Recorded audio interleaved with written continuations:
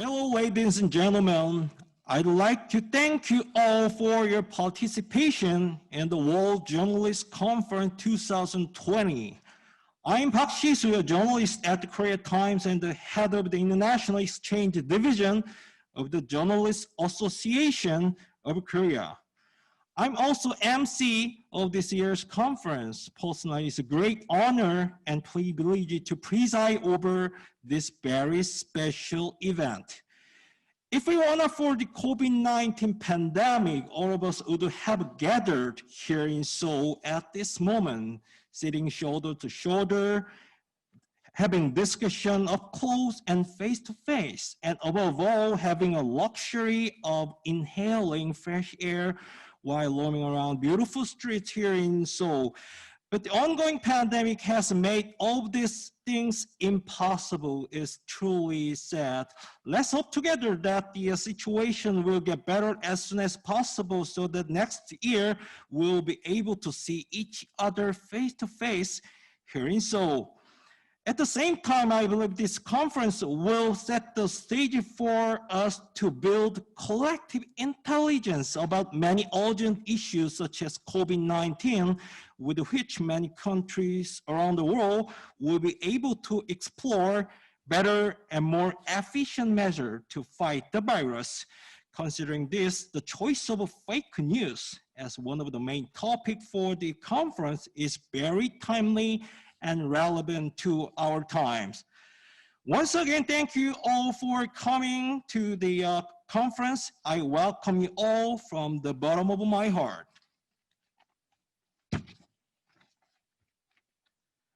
So next is an opening address by Kim Donghun, the president of the Journalists Association of Korea.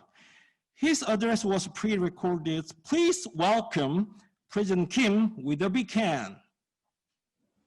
Fellow journalists from all over the world, it's a pleasure to meet you, and welcome from the bottom of your heart and soul. I'm Donghun Kim, the president of the Journalists Association of Korea. Established in 1964 and celebrating its 56th anniversary this year.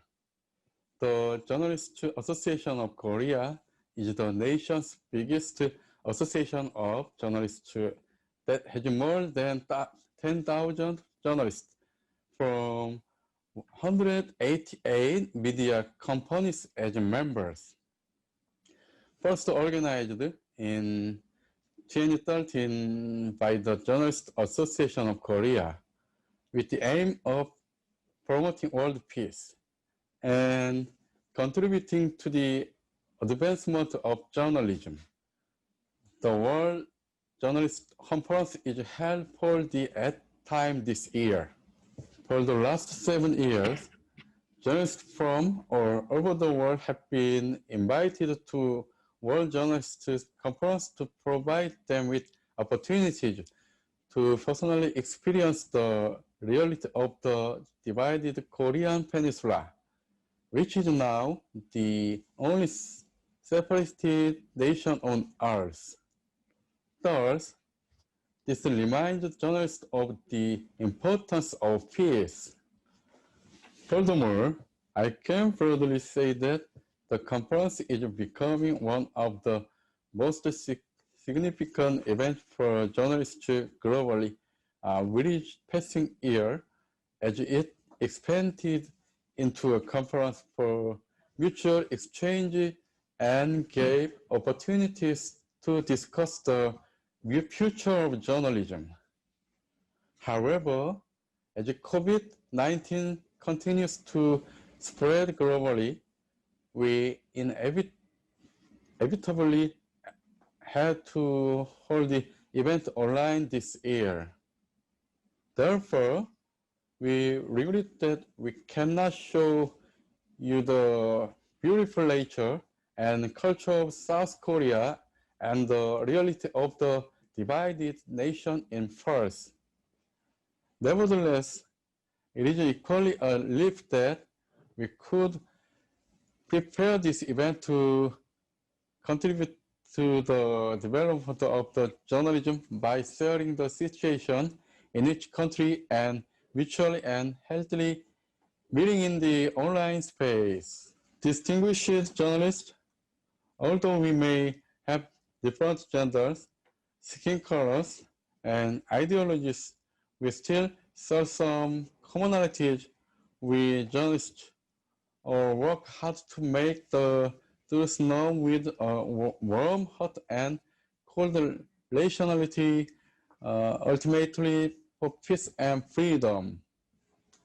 We are planning to hold online World Journalist Conference 2020 with several distinguished journalists from all over the world to discuss the theme of fake news, COVID-19, which are global problems as well as space in the Korean Peninsula, as we commemorated the 70th anniversary of the Korean War this year.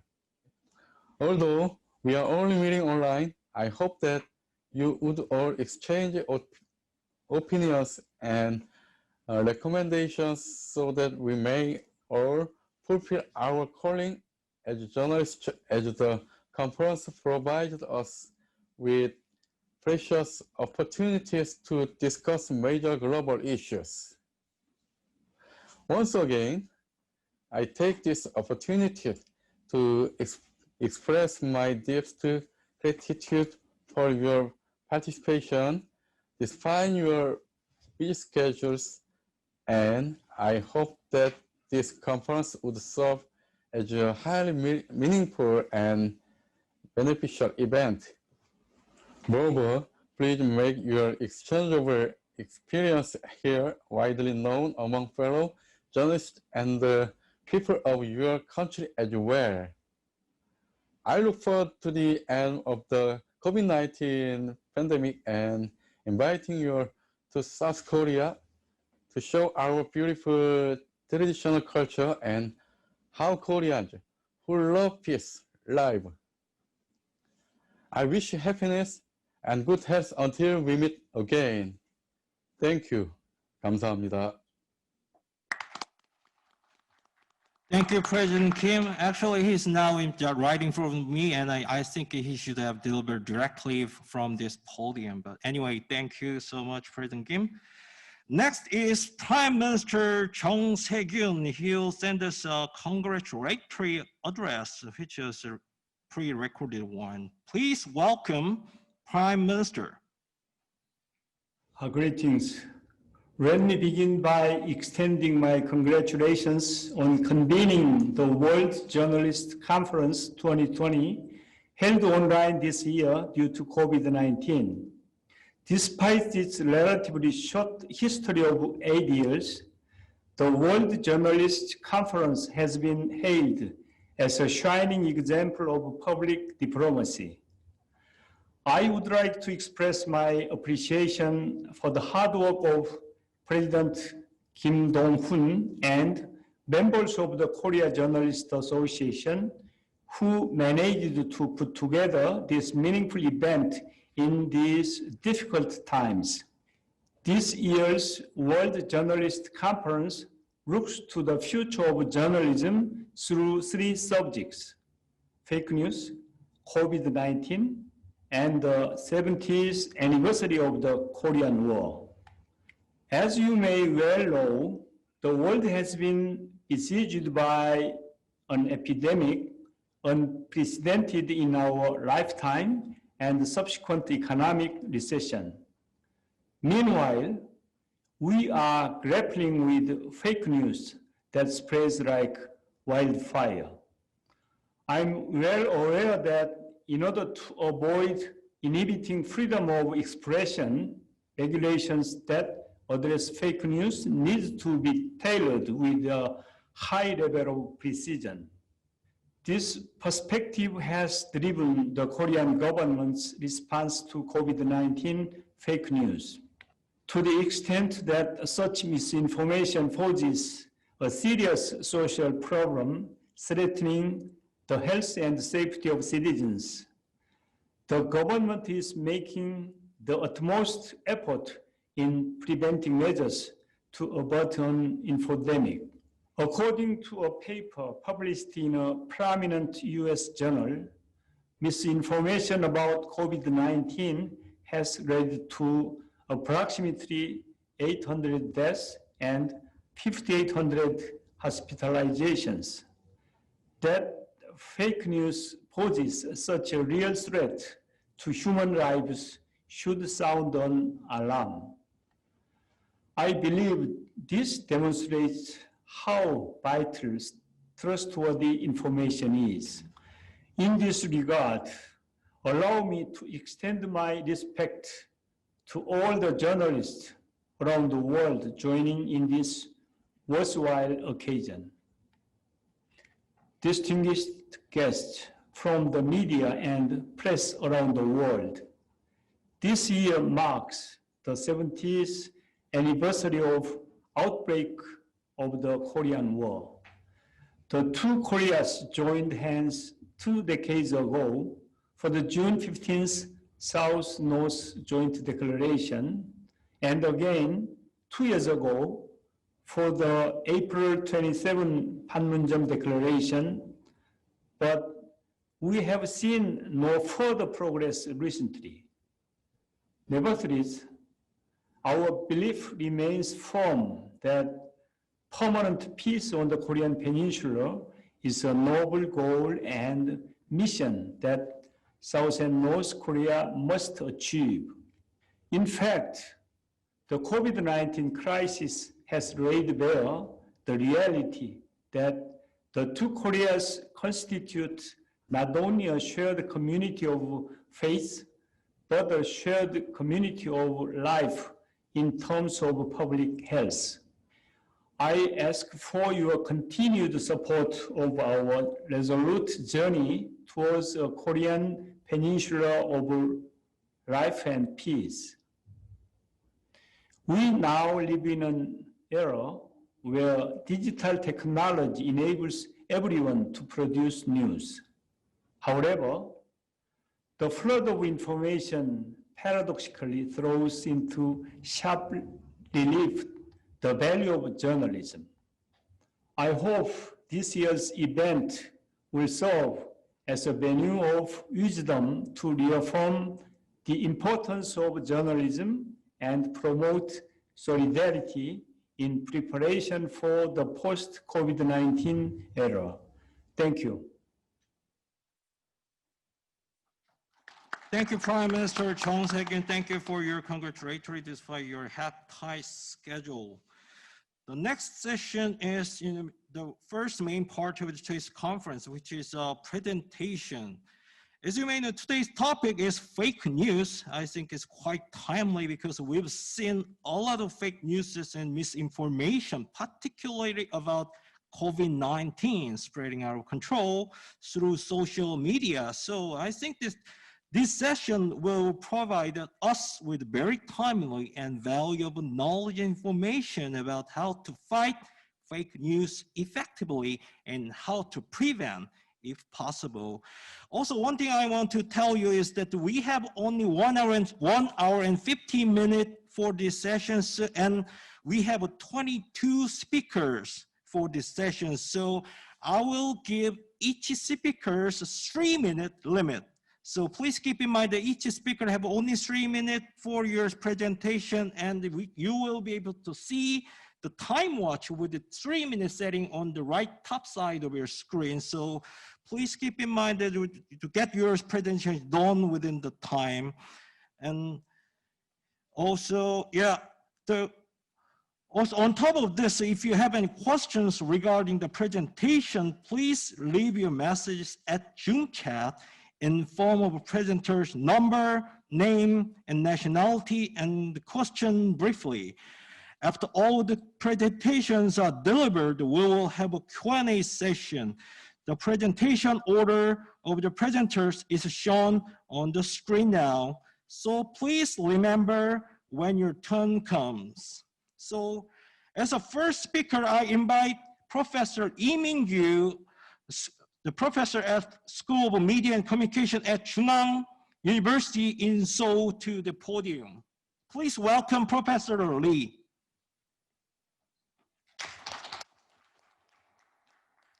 Hello, everyone. My name is Min-Kyu Lee. I'm a professor of journalism at Jungang University, Seoul, Korea. First of all, it's a great honor for me to present this conference as a first speaker.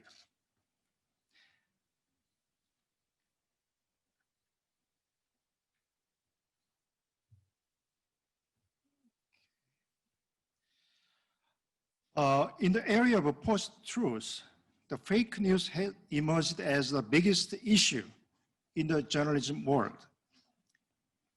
We gather here to discuss cases and countermeasures to fake news from various countries and the future of journalism. We gather in one place through non-face-to-face means to find a wise solution.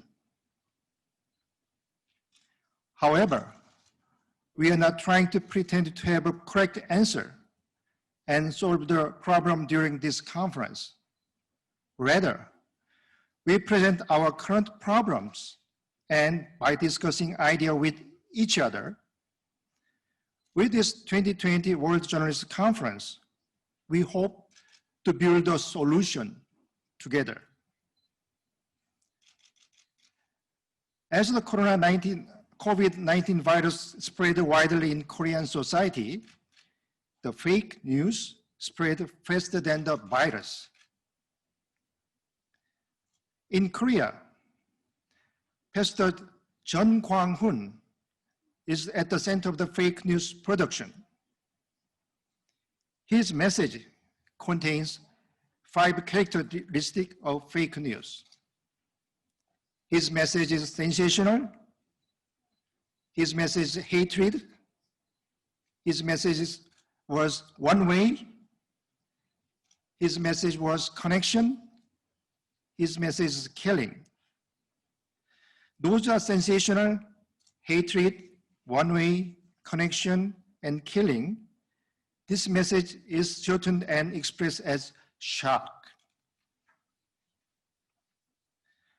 Also, there are 4 types of fake news. Those are for political control and for profit, for revolution, and merriment or satire. First, many fake news are produced for a political purpose. Like COVID-19 cases, we have witnessed many examples of fake news for political control. Second, since fake news is distributed through the YouTube, they are trying to increase the number of clicks to promote the profit. As a result, the fake news contents become more sensational. Third, fake news for the revolution. Similar to political purpose, it attempts to create a revolution through the fake news. Finally, people use fake news when trying to sarcasm and sarcastic. Anyway, in Korea, the media as well as the government are making great efforts to prevent fake news. The government is trying to come up with a bill to eradicate fake news despite opposition from the media and civil society. Also, each media company operates a fact-check system. This conference, I want to say, what's notably in Korea, academia and media are jointly leading the fact-check system. That is the SNU fact-check system. 25 media companies have voluntarily participated. It is successfully conducting fact-check related to fake news on the media. The fact-check system is carried out in a total 6 stages. Those stages are true, mostly true, half true, mostly not true at all, and reserved judgment. Although fact-check systems start in the United States, it is a desirable model for the university and the media to operate a fact-check system in together. In the face of fake news, the Korean media begin to disclose the background of the news and explain the process in detail to the public in a transparent manner. Korean media vaccinated the public with a real journalism. This by explained in detail how they arrive in particular story, how facts are gathered, what should be considered as a fact, and why. Most important of all, we must communicate how journalism works to the public. In order to prevent fake news, it's time to take a deeper interest and research than ever before on changing public. In Korean proverb, there is a saying, after a storm comes a calm. We are experiencing a difficult time flooded with fake news. But if we cultivate journalism with a trust and public service, we can say that the future of journalism will be brighter than ever. When the fake news went low, we stood clear. Thank you. Thank you, Professor Lee, for your wonderful presentation. Before moving on to the next speakers, I want to emphasize again that each speaker will be given 3 minutes because we have only limited time for this session. So please keep in mind we have only 3 minutes. Please get your presentation done within the time. Thank you again, Professor Lee. And let's move on to the next speakers. Mr. Mashu Alam from Bangladesh. Are you there? Hello participants. Greetings from Bangladesh. This is Mashiul Alam. I am a senior assistant editor of the Daily Prothom Alo. It means the first light. It is a leading Bengali language newspaper in Bangladesh.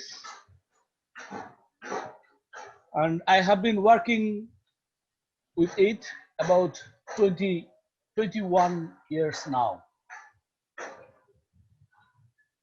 I think it is a very good decision that this conference decided to talk about fake news. The speaker before me just talked about what is fake news, and that is why I am not going to explain or elaborate what it means. I think we journalists around the world know what is fake news and how grave is the problem. I'll briefly tell how fake news is being combated or in Bangladesh. I often receive phone calls from friends and relatives, and sometimes from unknown persons who tell me that they read some news on Facebook and ask me whether it was published in the Daily Prothom Alo, the newspaper for which I work. Recently, this happens often because the social media is awash with fake news, and people trust my newspaper as a responsible media outlet that does not publish unauthentic or not factual information. In this similar vein, they believe that my newspaper does not miss authentic news, which is important to the people. If the piece of information was published by my newspaper, the people could be confirmed that it was not a fake news. This way, the general people of Bangladesh find a way not to be misled, instigated, or confused by deliberately fabricated and circulated rumors, conspiracy theories, hate speeches, etc. But there are not many trustworthy newsrooms in Bangladesh presently, and their professionalism did not prove to be enough to fight successfully enough the big battle with fake news circulating networks. And because hate speeches and conspiracy theories go viral very fast, and the task of fact-checking takes some time, they can create serious social tension sometimes, especially fake news created and circulated intentionally. Excuse me, Mr. Lam, sorry for interrupting your presentation. Now time is over. Could you wrap it up in, I'll give you 10 seconds, so please wrap it up in second, 10 seconds. So the fake news, the ultimate way to fight fake news is, I think, to serve the people with authentic information and truth. And that is the duty of professional journalism and independent ethical journalism. Thank you, sir. Thank you so much. We have a little time, so thank you. Thank you for that. Anyway, thank you, Mr. Marshall Lam from Bangladesh. So please, I would like to emphasize once again that you have it. Please keep in mind that you have to get your presentation done within 3 minutes. Okay. So let's move on to the next speakers. Mr. Reddy Pond from Cambodia. Are you there? Hello, ladies and gentlemen. Okay, and nice to see you in here online. I'm Reddy Pond from Cambodia. Okay, I am a sub-editor and reporter in the Phnom Penh newspaper and the Post media. Okay, because of the sharing of the fake news, what is fake news for the speaker previous discussed, so I just would like to share you that happened, the fake news happened in Cambodia for recently, especially during COVID-19. Oh, sorry.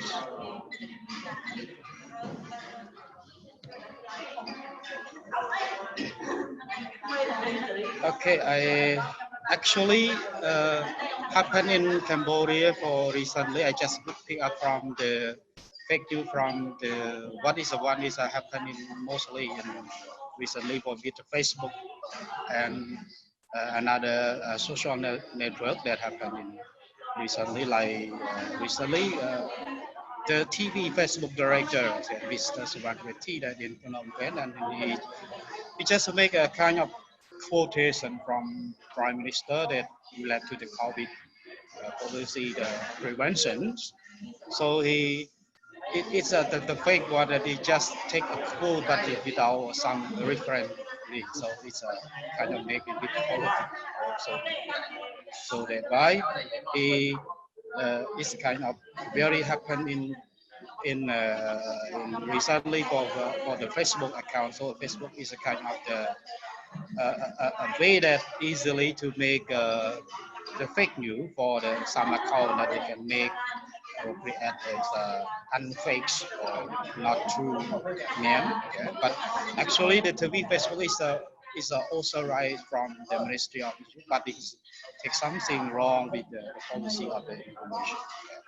Okay? So, and the next one is another person that they put in account also, but he's a make he report with the fake news of actually he is a murderer. He's killed his wife. Okay, and after that he share a different account and to threaten some what we say some leader or some governor in the and he threatened to do something wrong with the it's a real actually it's a murder, but it's kind of fake. Okay, and because of the term, I just go to mention about the major counter. Okay, the major counter.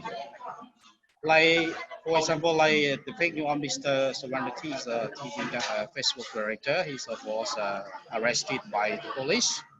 Okay, because of he quote the wrong purpose of the Sorry for Prime interrupting, Minister. Mr. Reddy Pond. Its time is over. Can you wrap it up in 10 seconds? Okay, and the second one is the man that he is a threatened to the leader. He's also was arrested in the prison. Okay, and another one, I just would like to talk about the future of the journalism. Okay. And recently, the Ministry of Information, he have a conference or forum to discuss about the fake news happen and what kind of fake news and how to prevent and how to measure counter that led to the fake news. Thank you. Also, we have. Okay, that's all fine. Thank you. Thank you, Lady Pond, for your great presentation. Let's move on to the next speaker, who is Margaret Oliavo from Colombia, the opposite side of the planet from South Korea. Hi. Hello. Yes, go ahead. Well, fake news, another dangerous pandemic. Fake news are growing with dangerous purpose of misinforming and building with the different audiences erroneous concepts about politics, governments, candidates, basically anything that people pay attention or are interested in. Social media is the perfect environment to spread fake news. Anyone can post anything.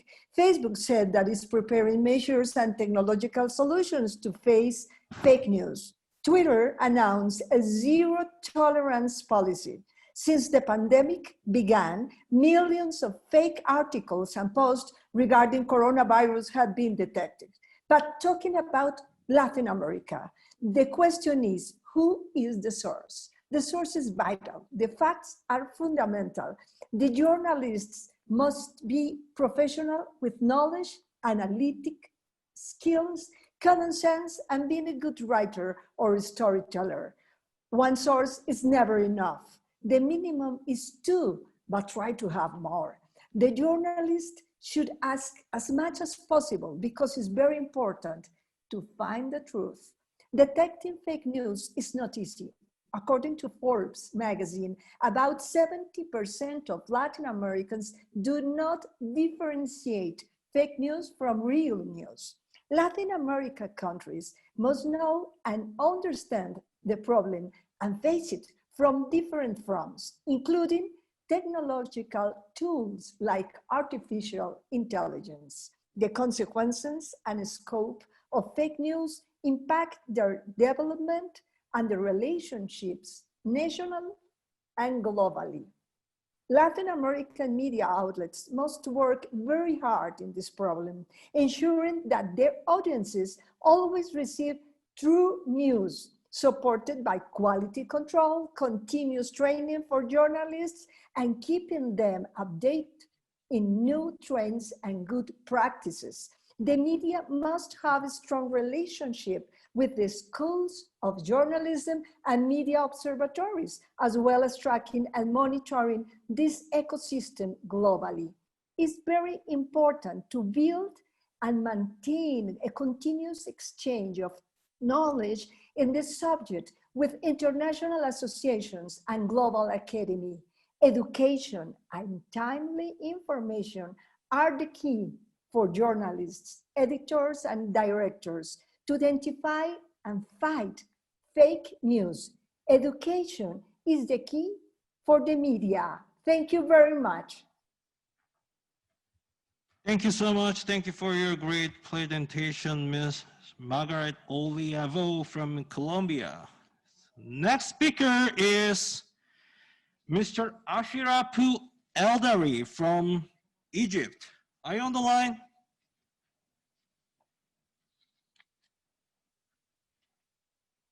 Yes, your turn. Please speak. Yeah. In this short speech on fake news and the future of journalism, I choose to talk about Al Jazeera as a case study. It is almost a quarter century since it has begun in 1996. Basically, it was a governmental channel funded by Qatar, but it says that we respect the opinion and the other opinion. And actually, this was not true, has become the opposite totally, because it followed the political guideline of the government. So I mentioned in my paper too many evidence or many accidents that happened when Al Jazeera supported the political regime against its neighbors or its other, let us say, opponents. So if we consider that fake news is new, it is not new at all. It is very old as newspapers, TV, and radios. You can consider that even the silly propaganda of political regime is a fake news. So this is not old, this is not new, but it is getting more focused when it is connected to social media. It got the importance because the social media was able to spread as much as higher than the ordinary means. When the government of Qatar fought or supported Islamists or radical Islamists like Al-Qaeda, like Muslim Brotherhood, Al Jazeera was there to help this sequence, which was not, of course, not professional and not journalistic. It is not the truth. If you follow your guideline as giving truth, you should not support radical Islamists against citizens or against regimes. So I took some evidence of how this happened during those 25 years. But one more thing I added, that it is not only the channel, but also it is their people, I mean, famous, it is not only from the Jazeera directly, they can also be generated by members on social media. After this happened in Lebanon, for example, one of its members of Al Jazeera broadcasted something on his Twitter which was fake regarding the exclusion. Mr. Ashraf, could you repeat 10 seconds? With the time is up.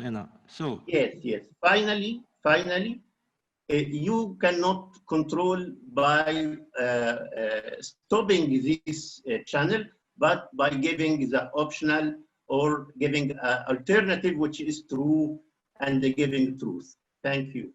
Thank you so much, Mr. Ashraf Dali from Egypt. Before moving to the next speakers, I have a message from the management desk. And on the Zoom chat, there's some people complaining about the background noise. So those who are going to speak later on, if you are in places with much noise, please move to place with less noise, or the best place will be the isolated room or something like this. So please keep in mind, please be in a place with less or no noise. Please keep in mind, and thank you so for your cooperation.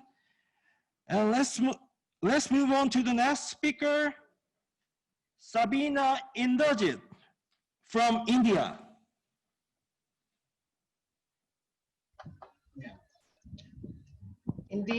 I'm going to get straight to the point.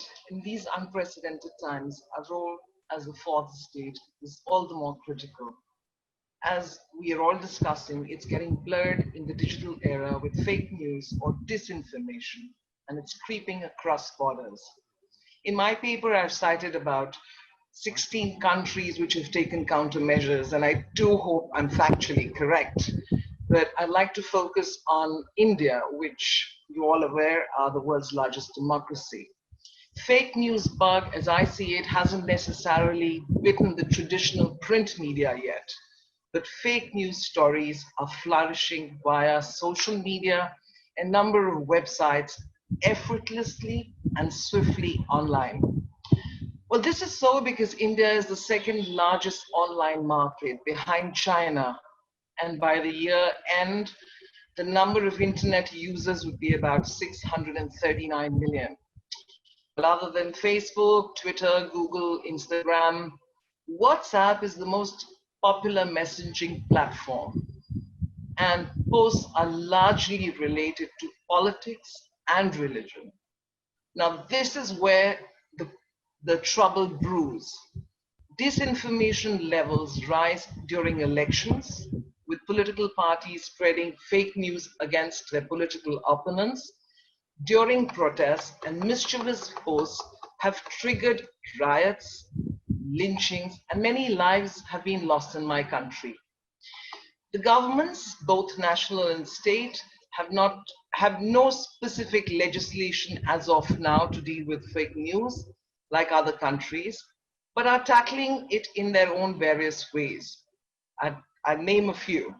One, which I call is a knee-jerk reaction, is by simply shutting down internet for hours, days, or even months. Of course, this is no answer. Two, by cracking the whip indirectly, that is, it uses a number of offenses under its penal code, which criminalizes certain forms of speech that may constitute fake news and apply to online and social media content. Friends, this is a dangerous trend, as governments who don't find a particular telecast or report or a post to be in sync with their political ideologies would harass and intimidate journalists and activists with complaints at police stations, which could eventually lead you to imprisonment and long litigation. The message is clear: toe the line of the state or else face the music. In fact, in these months of COVID alone, over 55 journalists have been charged or harassed by the police across the country, and even some booked under draconian anti-terror laws for creating fictitious articles or posts, especially when they question the steps being taken by the government to battle the pandemic. Please wrap it in 10 seconds, yes. please, 10 seconds.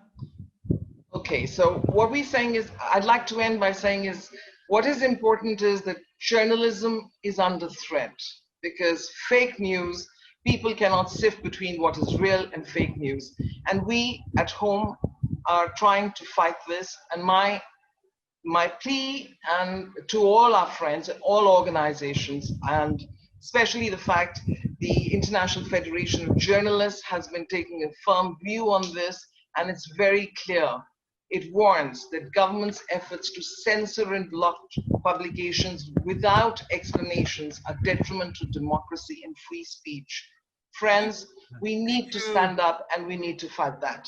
Thank you, Savina Inderjit from India. Thank you for your wonderful presentation and information as well. Before moving on to the next speakers, I have a reminder. If you have any questions regarding the presentation, please leave a message on Zoom chat in the form of a presenter's number, name, nationality, and the question briefly. After all the presentations are delivered, we will have a Q&A session. So please, if you have any question, please leave your question on the message board. And let's move on to the next speaker, seventh speaker, Prega Seni from India.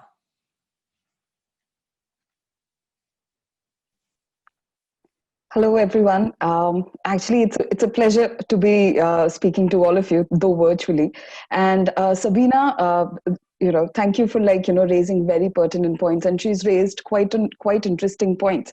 So what I wanted to sort of focus on regarding fake news was something that, in terms of specifics, like what Sabina mentioned, that there have been incidents where fake news has been taken to a different level, where it's been used to spread misinformation, definitely.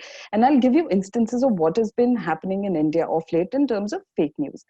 So misinformation started, there was this misinformation which started circulating around targeting Muslims and in around the first week of April. So this was after several members of an Islamic group called the Tablighi Jamaat, who had attended a religious gathering in Delhi, tested positive. So as more members of the group tested positive, false claims about Muslims spreading the virus deliberately became viral. And there were many false claims which were being circulated on WhatsApp forwards that drinking cow urine or soaking yourself in cow dung or drinking a stew made of ginger, basil, and other herbs can cure coronavirus. So WhatsApp forwards have actually become quite a potent tool to actually circulate misinformation around coronavirus quite a lot. And there are a lot of family groups involved in, on WhatsApp. So the chances of fake news spreading are quite high when it comes to, say, WhatsApps. There were also reports of self-stigma. So there was so much misinformation that a lot of people were like sort of stigmatizing themselves, internalizing the stigma so much that there have been reports of suicides where the person, there were cases, for example, a man in India, he killed himself because he thought he had coronavirus infection and he could not, and when in reality, he did not have one.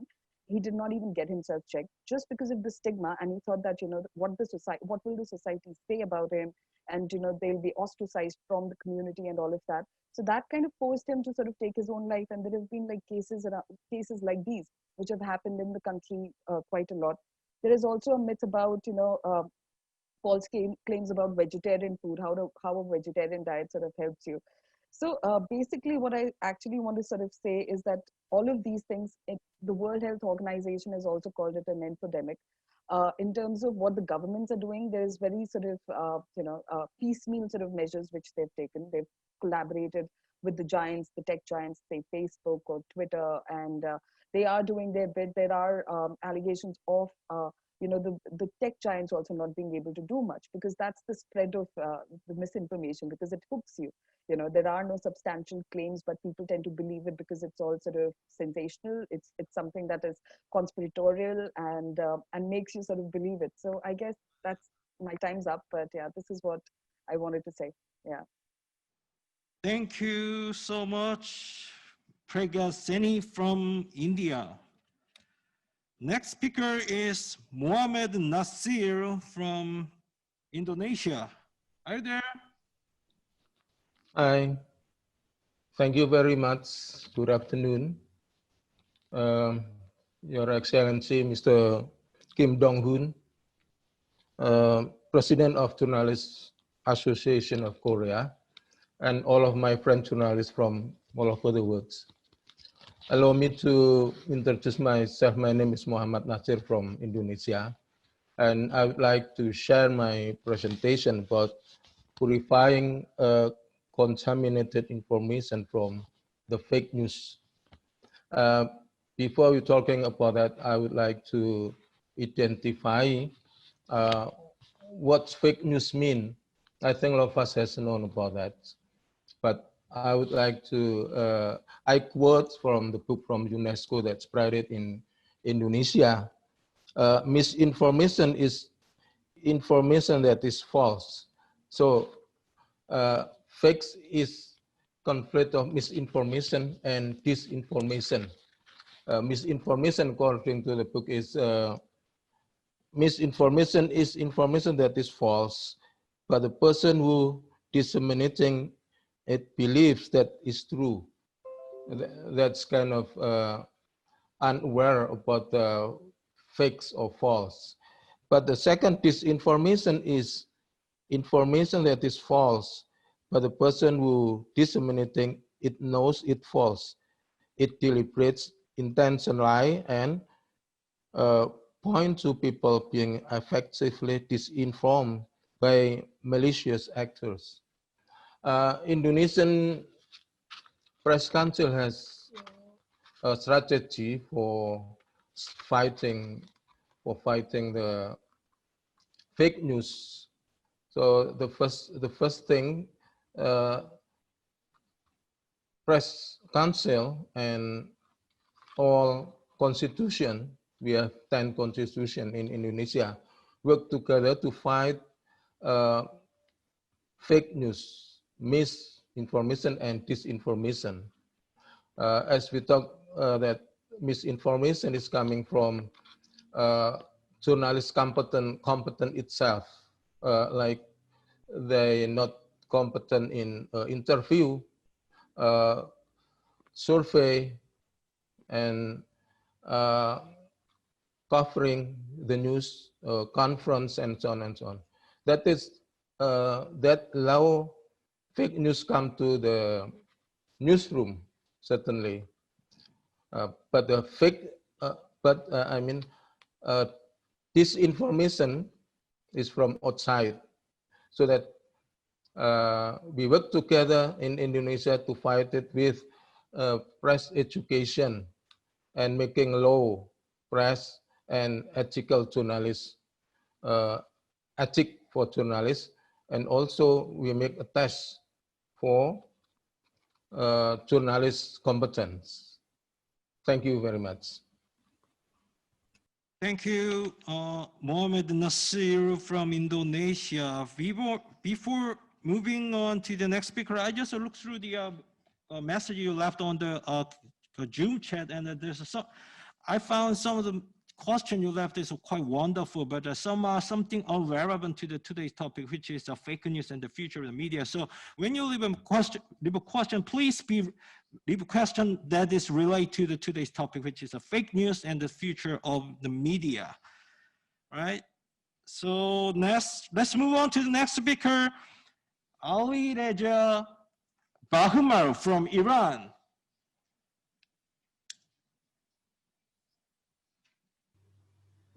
Hello to everybody, good evening, and thank you. Actually, my paper about the government's role in blocking the sharing fake news. Some experiences of the events of the past few months in Iran has shown that there is another effective way for the government to blocking the sharing fake news. Do you remember that a few months ago, a plane was accidentally shut down near Tehran airport? It took several days for the Iranian government to take responsibility for the accident by issuing official announcements. During these few days, cyberspace and informal networks overtook the official Iranian media, and wave of distrust of the official media emerged. The official domestic media were accused of supporting secrecy, and the space was provided for the dissemination of any true or false news in cyberspace. A few weeks later, during the outbreak of the COVID-19 virus, the situation improved to some extent. After the first days of criticism of the Iranian government's approach to informing about COVID-19 disease, continuous information and trust in the functioning of official and standard media made the space for fake news more and more difficult. The spokesman of the Ministry of Health of Iran held a daily press conference for the media, and the necessary information was regularly transmitted to people. This experience showed that one of the ways to protect any society from fake news is to have a high level of accountability of the official of that society. As we all know, one of the reasons for the spread of fake news is society is that in addition to having the appearance of true and professional news, these news pay attention to the needs of society and try to address the concerns of the people to be more welcomed. These experiences showed the Iranian government can blocking the sharing fake news by their activity in the press activity. And you have only 10 seconds to wrap it up. Okay, it's okay. Thank you. Okay, thank you so much, Mr. Ali Leja Bahulami from Iran. Let's move on to the next speaker, Mr. Frank McNally from Ireland. Hello, can you hear me? Yeah, sure. Okay, greetings from Ireland. Thanks for inviting me. Firstly, I think it's important to remind ourselves that fake news didn't start with Donald Trump winning the US presidency, although it often seems that way from where we are. He talks about it so much, you'd think he did. We've had countless wars throughout human history, for example, in which propaganda and censorship have always been used as weapons, hence an old saying that you've all heard, the first casualty of war is truth. But even the term fake news is not new. I searched for it in the archive of my own newspaper, the Irish Times, and was surprised to find the earliest mention of it was from over a century ago. It was used then a lot by Irish politicians complaining about how Ireland was reported in the London media. We were still ruled by Britain at that time while campaigning for independence, but it suited the British press and establishment to portray Ireland as a violent, lawless country that was incapable of self-government.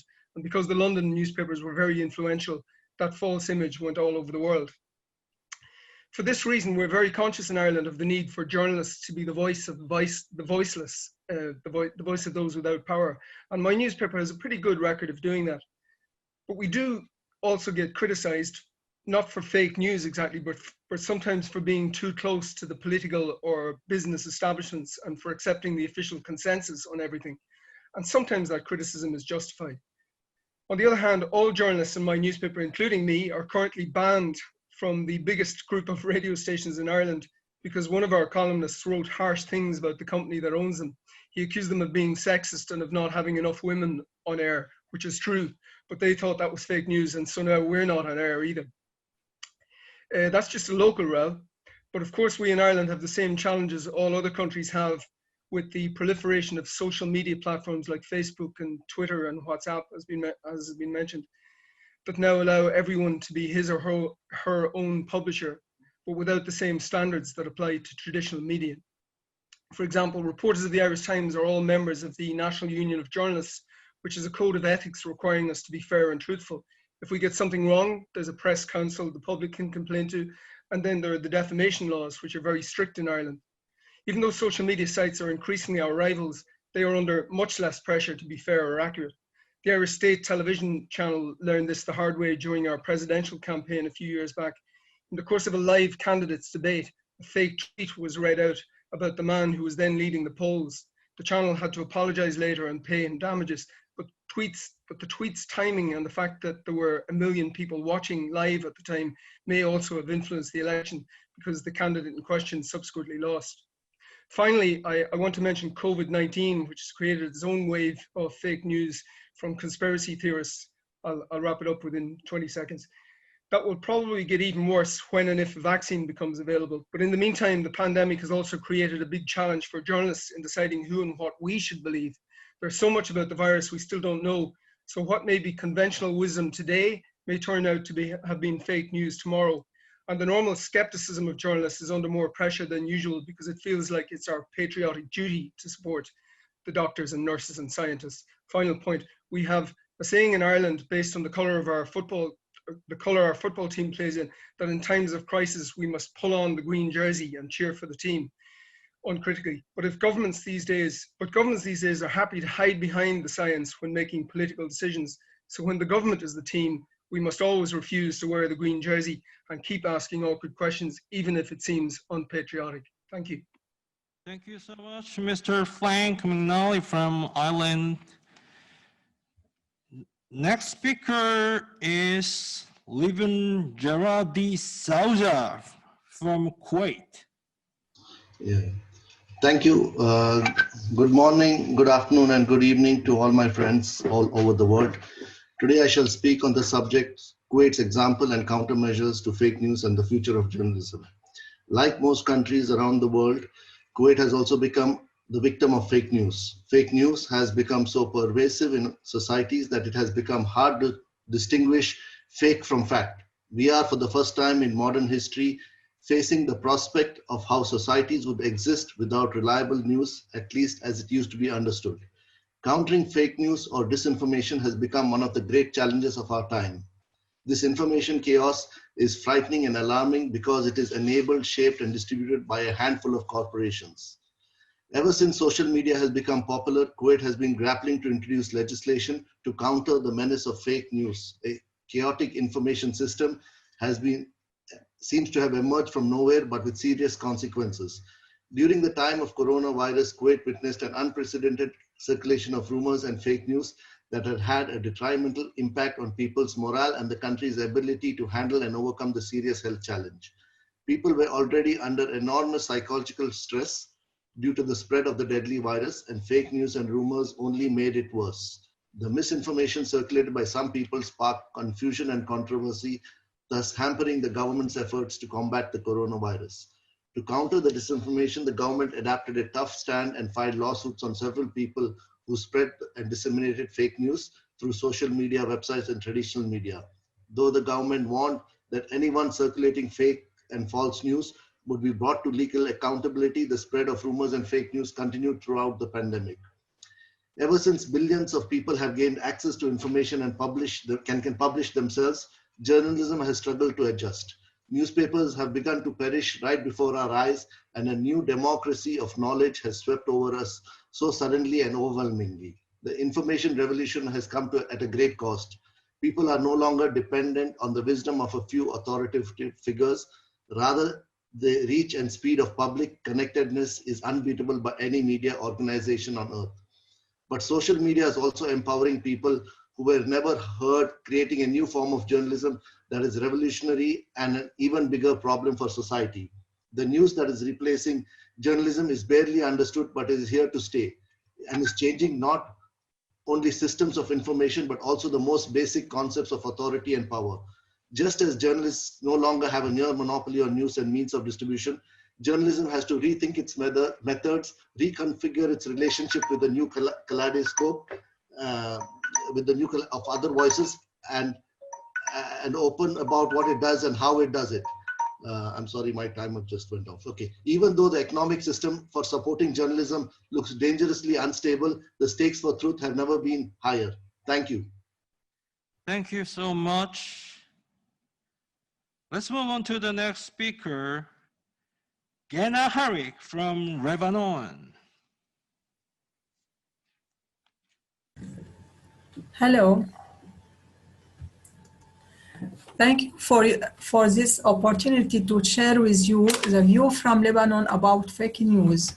Unfortunately, Lebanon is in the news this day mainly for the disaster that hit our beloved Beirut and terrible loss, innocent lives, and damaging consequences. Fake news and the future of journalism. We in Lebanon, like all countries across the world, have been challenged by incredible spread of fake news with all the dangers they carry. As you know, fake news are a global phenomenon that accompany revolutions and political, social, health, and even artistic events. It can be a rumor launched by some people to distort truth or to spread confusion in order of mislead social. It may sometimes be launched by a party of concerned with the news for propaganda motives. Recently in Lebanon and various Arab countries, there have been revolutions and massive protests. These protests against the political system and corruptions were accompanied by fake news that misled the people and the media. Many types of and forms of fake news were spread during the upheaval for many reasons. Unfortunately, because there was no fact-checking, they were easily spread on social media. Reaffirming its commitment to combat fake news, the UN has been engaged with different partners in Lebanon to counter the surge in the production and dissemination of disinformation, misinformation, propaganda, and other misleading contents. Part of the solution of massive amount of disinformation is to improve the supply of truthful information and fact and ensure that demand for news it met quickly through reinforcing journalistic ethic and professionalism and improving media literacy among consumers of information. This strategy involves a two-pronged combination of awareness raising on the national level and capacity building for local actors. Taking fake news is practically critical in the current COVID-19 pandemic as it is putting lives at risk and clouding the lives of people stigmatized and carrying the various or occurrence of spreading it. Sorry. Yes. Yes, time up. So Okay, thank I will you. give you 10 seconds. Hold on. 10 seconds.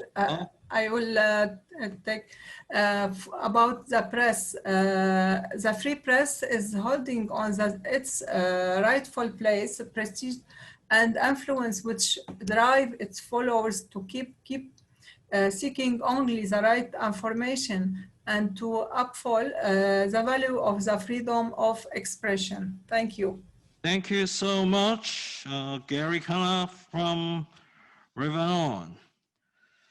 Before moving on to the next speakers, as a reminder, if you have any question regarding your presentation, please leave message on Zoom chat in form of presenter's number, name, nationality, and the question. After all the presentations are delivered, we will have a Q&A session. And I've also found some of the wonderful questions you posted on the chatting site. Here's the message board, and thank you for that. And let's move on to the next speaker, Kokana Awaski from Nepal. Good afternoon, distinguished participants. Today I'm going to present about misinformation, disinformation, and future of journalism, particularly in my country, due to result of this pandemic. Nepal Press Council has monitored around 350 news, considering them to be fake since March this year. According to them, most of them were found not following journalistic ethics and standards. And there is an independent institution, Nepal Fact-Check, has also found out around 90 fake news during this period. Some of the widely circulated fake news are the president of Nepal has sold her necklace to provide money to the coronavirus relief fund. WHO has shown interest to the vaccine developed by the Nepali doctor, and wearing masks will reduce. Coronavirus is just a flu. We shouldn't be worried about these things, and these are widely circulated in the social media. That is why the government, particularly Press Council, is trying to have guidelines to register, particularly YouTube channels, to the government authorities, and guidelines and the code of ethics for the for social media, particularly YouTube channels. But unfortunately, for sometimes the government itself is the source of misinformation. I'll give you an example. In the parliament, our prime minister once told that drinking turmeric water will help to cure coronavirus, and he also mentioned that sneezing will also help to get rid of this virus. And sometimes, and it appears in the newspaper, and people consider that even serious media are also spreading for fake news. Let me talk about the future of journalism in our country. Basically, there are the journalists are facing two kind of problems because of this pandemic, economic crisis. Journalists are losing job. Around 74% of journalists are directly impacted by the economic crisis, and the credibility of journalism is also decreasing due to this fake news. And two of the editors of National Broadsheet have resigned on the basis of this ground. This is the time that we should work together, and we should work that we should not be allowing government to control the media directly, but we should also try to reduce the number of fake news and spread facts. So that is why it's a very tricky thing, and it's a very necessary thing. So we should work together. We should exchange the information among us, and that will help us to combat with fake news. Thank you very much. Thank you. Thank you so much, Mr. Kuklana Awaski from Nepal. Actually, this one is supposed to for the Mr. Salim Bokhuhari from Pakistan, but unfortunately he's not here for unknown reasons. So I will push this turn to the later part of this session, and I'll move on to the next person, next speaker, Mr. Abdulrahman BM Karishi from Palestine. Hello. I want to talk about combating fake news in Palestinian media. A survey was conducted recently has said that 72% of the public believe that they have been subject to misinformation. Now, Palestinian media is going through complicated political situation. The Israeli-Palestinian conflict on one hand, and the internal Palestinian conflict between Fatah movement in West Bank and the Islamic movement, Hamas Islamic movement in Gaza on the other hand. Both rival parties are using mainstream media outlets and social media platforms in the internal conflict to demonize each other by using hatred speech and fake news to meet their goals. When browsing both parties' social media publications, one can notice how fake news is used to demonize each other. At the Facebook, for instance, for example, Palestinian users can read camouflage news with fake journalistic titles and anonymous sources. Palestinians accuse Israeli media of disseminating fake news to incite against them, and so do the Israelis. Both parties have developed a watchdog mechanism to monitor news published by both parties and media outlets. In addition to that, social media in Palestine has been used for publishing misinformation and rumors on COVID-19 symptoms, prevention, and treatment methods, which are not based on a medical or scientific facts. The question is how to encounter fake news and misinformation without restricting freedom of expression. Combating the fake news could be done through the following. First, media literacy. Media literacy is a solution to prevent the spread of misinformation. Media literacy could be learned at schools, universities, and media institutions. It provides tools to help people critically analyze messages. It provides opportunities for learners to increase their awareness of media and help them develop creative skill in making their own media messages. The other one is code of conduct. Codes of conduct are designated to media and professional groups outlining principles, values, and obligations that target both professional journalists and social media activists. The fake news monitoring is one of the tools that we are combating the false news. To combat fake news, Palestinian Journalist Syndicate has launched the Fact-Check platform to monitor fake online news. As a result of the Palestinian inter-conflict, fraud videos, clips, pictures, and text are heavily published, mainly on the social media platform. 10 seconds, please wrap it up in 10 seconds, please. Okay. The another fact-check platform, which name is Mispar, that aim at spread the currency and honesty among the public debate, the media and social network is an active monitoring false reports and misinformation that extremely misleading to surprising and cause a high damage for news consumers.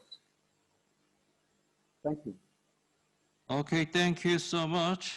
Regarding some of the questions you posted on the message board, someone was asking whether they can download the presentation material. So we just put on the address, in the website address on the chatting site, and you can see there, so you can go there and download the presentation material from there. And let's move on to the next speaker, Mr. Benjamin Fernandez from Paraguay.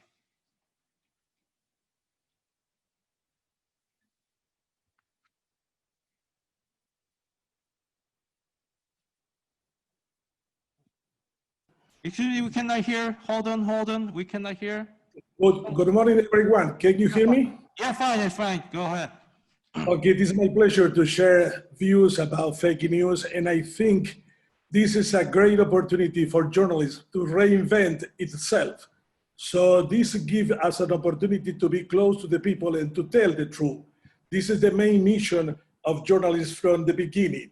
So we were blamed for being too close to government and to corporation, but now we need to be seen as an institution close to the people, and through that to strengthen democracy and freedom. So if I see fake news, I would like to say that it's a crisis of opportunity for us.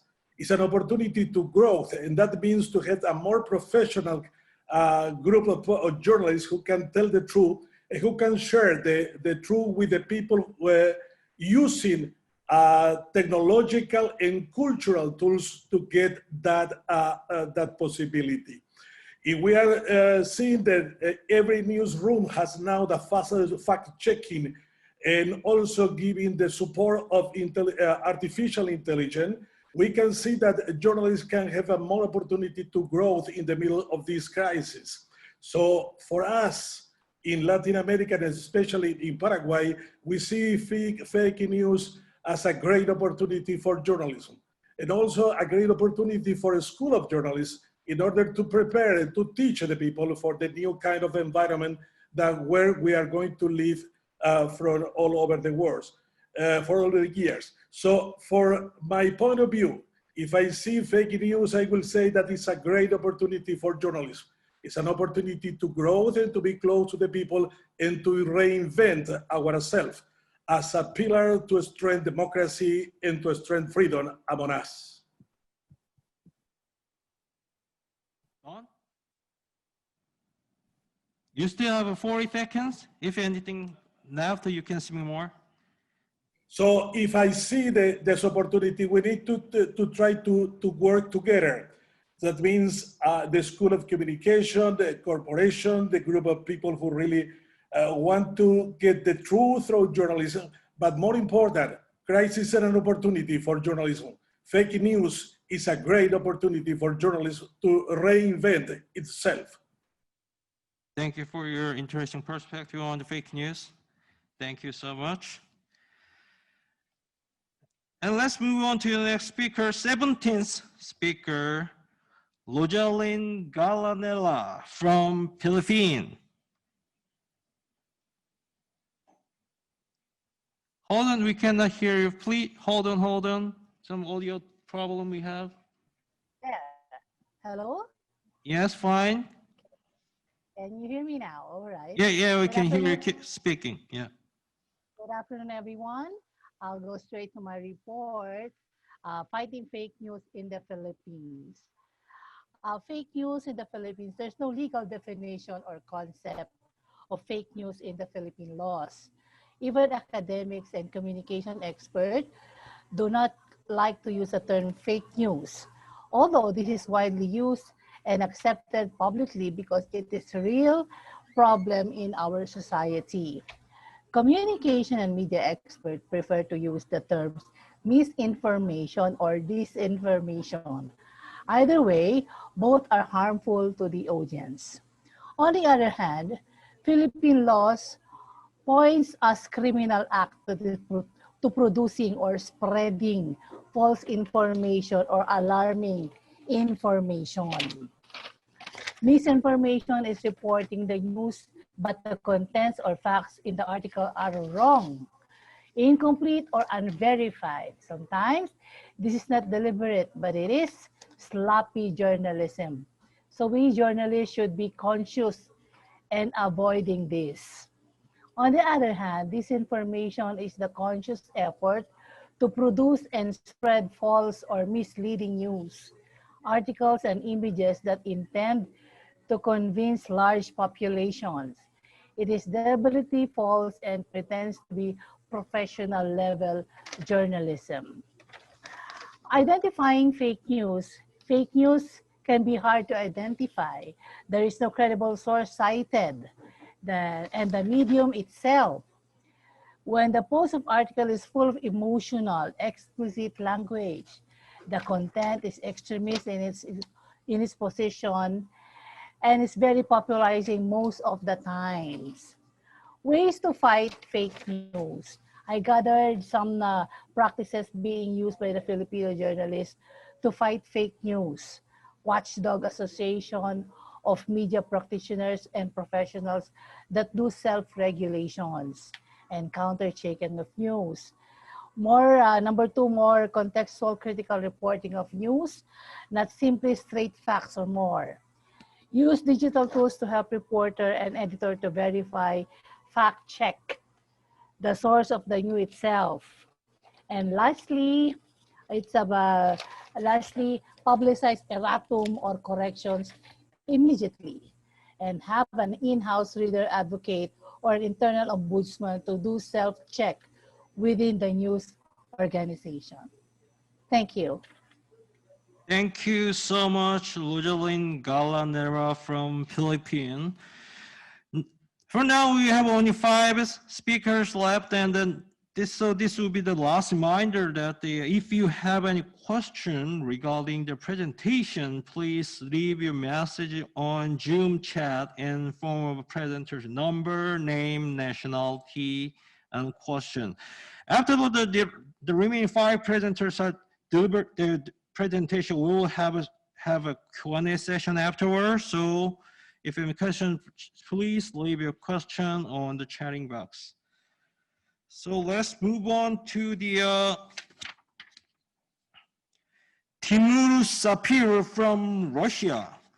Right? Yes. Hello, colleagues. Excuse me. He has a visual aid for his presentation. You will be able to see his visual aid on your screen. So Mr. Timur Sapir, the stage is yours. Thank you very much. Hello from Russia, dear colleagues. I'll try to be brief and short. So the fake news has become a real negative phenomenon of modern time. We all know that, and mostly due to the rapid development of social networks, instant messengers, and other means of communication. The spread of disinformation nowadays is cosmic. The variety of fake news is cosmic and differing from funny fake news to very serious. For example, some might watch the mammals or the animals on the TV that never existed, or some of us may read a professional journalist like Klaas Hendrik from German Der Spiegel, the winner of the CNN Journalist of the Year Award, the European Prize Award, a multiple winner of the German Report Award, that repeatedly and massively faked in his reporting. I'm sure most of you know this bright example. But we know that fake news can also create serious problems and be quite a powerful weapon of a political and a financial nature. They can lead to quite serious consequences from which a large number of people can suffer economically and also physically.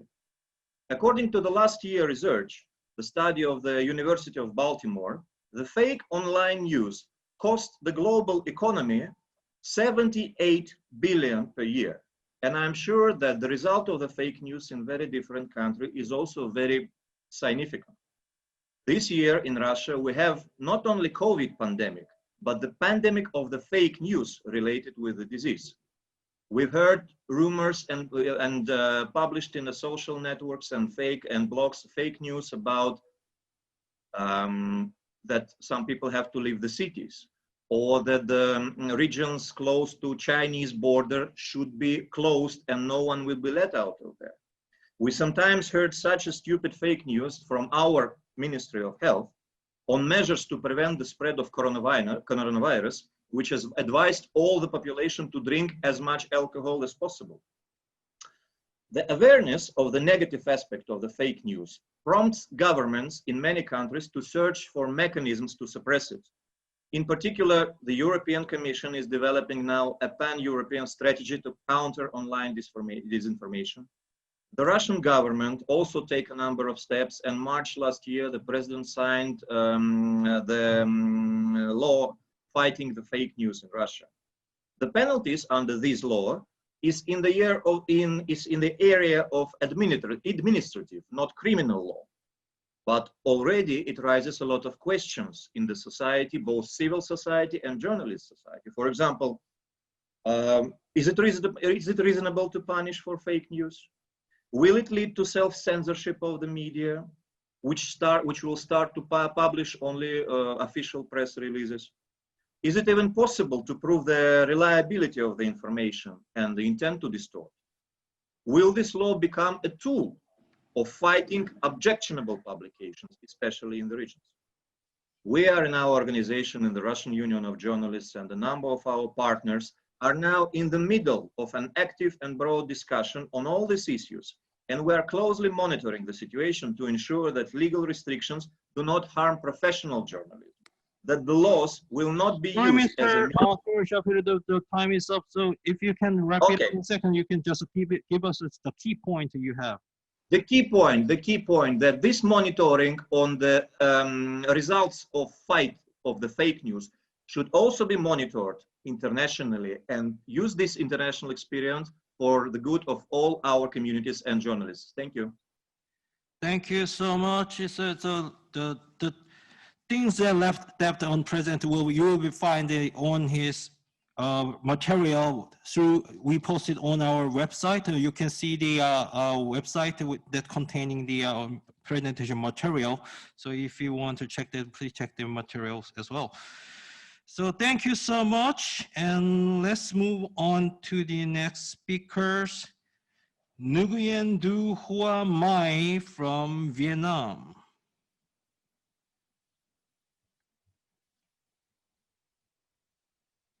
Can you hear me? Hello, can you hear me? Yes, we can hear. Yes, it's my pleasure to be invited as a member of the teleconference, and I'd like to share some experience of Vietnam government and our media to fight with the fake news. As a single party statement, Vietnam has able to decide quickly and implement them properly. And there's also a strong culture of surveillance with people unexpected information on their neighbor. If they are suspected any wrongdoing, anyone found to share the fake news and misinformation about the coronavirus risk of visits from the police. And around 800 people have been fined so far. Currently, Vietnam media has the law of cybersecurity and the press law. So most attempt to deal with journalist currency and face technology platform. Therefore, our article including audio, video, or web form need to become the mainstream. And we Vietnam media need to develop a stable so that intelligent article with the harsh or predictable one. And moreover, I really think that in the past it is thought that media only share the fast information or to be honest information, but because almost also participant in verified information and export of fake news, the media or media company need to join hands to deliver constant messages around for fake news. And it is important to write the headline by responsibility instead of styling reader by using search engine optimization. So the most important of all that I think that the journalists and the reporter are reminded that they must not let their guard down as far as the professional ethics in concern with their coverage of the pandemic. Truth in the media is more critical in time of risk. And finally, I am agree with the point of view of Ms. Margaret Ojaba from Colombia. In Vietnam, we are running a project called Anti-Fake News by Vietnam News Agency. So we have an anti-fake news song in 15 languages. And we also share the fact-check account on TikTok, social network that we focus on the youth. And finally, we share the project name Saying No to Fake News to train the student to preventing the fake news skill from elementary school to high school and university. And it is implemented in the many provinces and cities worldwide. Thank you for listening. Done? Everything done? Thank you so much. Nguyen Du Hoa Mai from Vietnam. Next speaker is Luis Prancipo. His presentation was pre-recorded. My friend, I am very happy to speak with you in this conference. This is a little conference because the time is important and many of you are waiting for your time. Speak your problem in this house. I'm in the Dominican Republic, and in this time of pandemic, I'm going to speak in Spanish. My translator will traduce. There have been many issues, especially discovered and come out to light various issues. The first of them is fake news. Fake news are handled very seriously by professional journalists. They're destroying and blocking all of those fake news that go through WhatsApp and the web without any type of source. Most of them directed by the political power to congratulate or to pretend several realities. Another by the economical power to look for clients, for their products, for their businesses, and their enterprises. That was one of the biggest issues of fake news. And serious journalism and real journalism has eliminated that. I have to say that the Dominican Republic, to speak about the second point, used to be a country that used to like a lot newspapers, print newspapers, big newspapers with a lot of pages, a lot of news and investigations. But now, with all of the transformation that journalism has suffered, journalists are going to a more printed and a more social journalism, with a lot of superficiality in journalism. And with this new transformation of a country that used to produce a lot of newspapers, bulky newspapers of 64 and 62 pages, we went to a country with digital journalism. We are very proud that journalism, especially digital journalism, is covering print newspapers. We think that print newspapers are not going to die, it's going to stay, but in a lower proportion. And because of that, this is our proof, and we expect any type of question. Thank you. Thank you so much, Mr. Luis Francisco from the Dominican Republic. Also, I will move on to the next speaker, Lynn Wilshe from the United States of America. Her presentation also pre-recorded. Hi, everyone. My name is Lynn Wilshe, and I'm coming to you from San Diego, California, where I work as a freelance journalist. I am also the Assistant Director of the Trusting News Project and the current Ethics Chair of the Society of Professional Journalists. So today I did want to talk to you a little bit about what I'm doing at Trusting News. And Trusting News, we work to rebuild trust between the public and journalists by training journalists on how to have better conversations with their audience. And so why this is important, in the United States, there was a recent poll that talks about, actually it's an annual poll that talks about how much people trust media. So what is that percentage of people who say that they trust media? And for years, beginning in about the late 1960s, 70s, it began to decrease. Currently, according to the latest poll, and this poll is by Gallup, in 2019, 41% of people said they had a great deal or a fair amount of trust in the media. So in journalism, in newspapers, in broadcast television. So at Trusting News, what we believe is that you should understand what that mistrust is all about. So yes, look at where mistrust is in your country. Look at where mistrust is at your publication. And if you're wondering how you do that, we believe that you ask your audience what they think of you, and or look at the comments you're receiving online. What do those comments reflect? So once you know, and you start by knowing kind of what people really think about your work, what do they misunderstand, what makes them mad, then we can start addressing this and start rebuilding trust with your audience. And the one thing to point out is, remember that mistrust and skepticism are sometimes valid, and that sometimes and a lot of times actually, that mistrust and skepticism is built in a misunderstanding of what we do. So then once you understand what that is, it's time to address those misassumptions. Some things that people assume that journalists want things to go badly, whether that's they want bad weather, they like pandemics. I'm sure you heard that as something that people were saying, that news media is loving COVID right now. They love that the pandemic is here because they think it's good for business, it's good for ratings. People misassume that when we choose to cover something like defunding the police or the hospital's latest COVID-19 numbers, it means that we're endorsing that. People also believe that our political bias about our coverage, our political biases affect our coverage decisions, and that we are not made by or for people like them. So what people don't know is we take ethics seriously, we consider our work a public service, and we cover all kinds of things, not just the things that they hear that the media are saying. So what can you do as a journalist? This is what we teach journalists to do.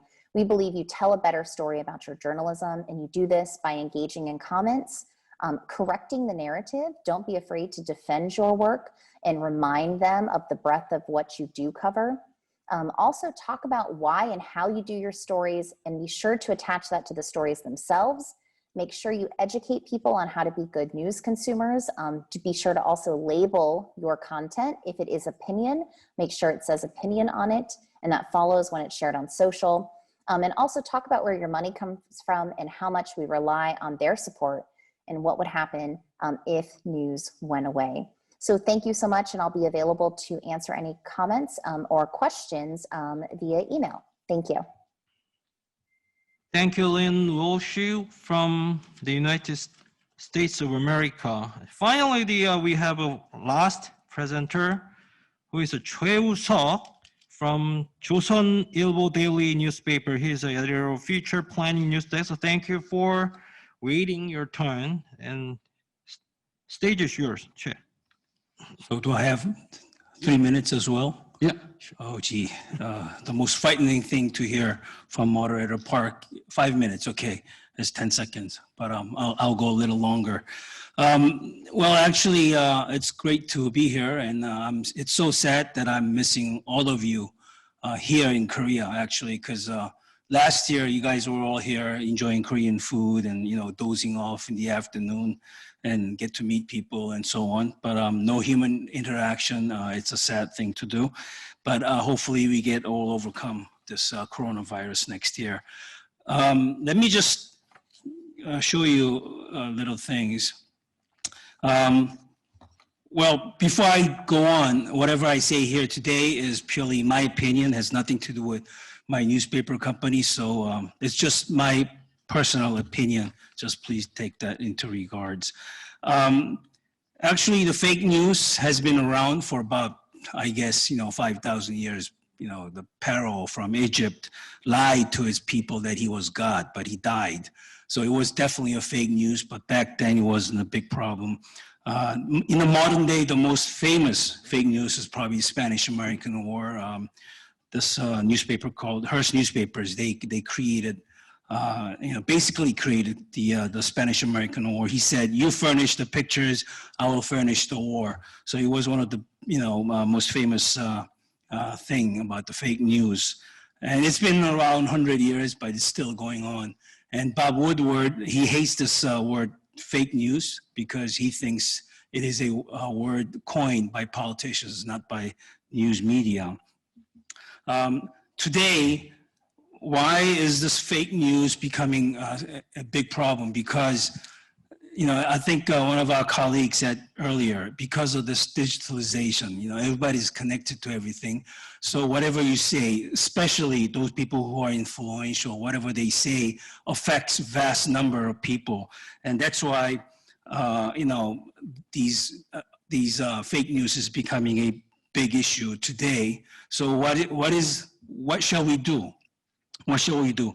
And actually, I think one of the colleagues said earlier, politicians are the ones who are causing this big issue with fake news because first, politicians, they can say whatever they want and there's no penal code against them if they say it out in public.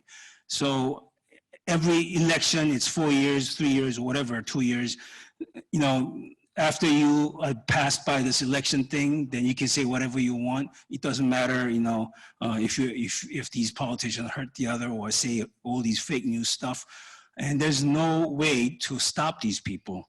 And I'm not sure if it is a good thing to regulate these politicians as well, because it may fringe upon the freedom of speech issues. So, to tell you the truth, I don't have any answer to these. Whether these media are writing fake news, they may go out of business because the readers or the viewers will shun these fake news media. But what about these politicians? Will they be not elected after 2 years, 4 years? God knows what. What's the panacea? Actually, my suggestion, what shall media do? And, there's some suggestions. I think some of the people earlier mentioned about, amalgamated fact-check companies and so on. But I just wanted to say this. What can we do? To tell the truth, open society is the one that shuns fake news. If all the public records, all the government information are all open to the public, there's really less room for fake news to exist. And there's less room for politicians to manipulate these government informations, whatever they see fit. So, the best thing is to have an open society, open government data, then there will be less room for politicians to manipulate, these influencers saying, horrible things based on not facts at all.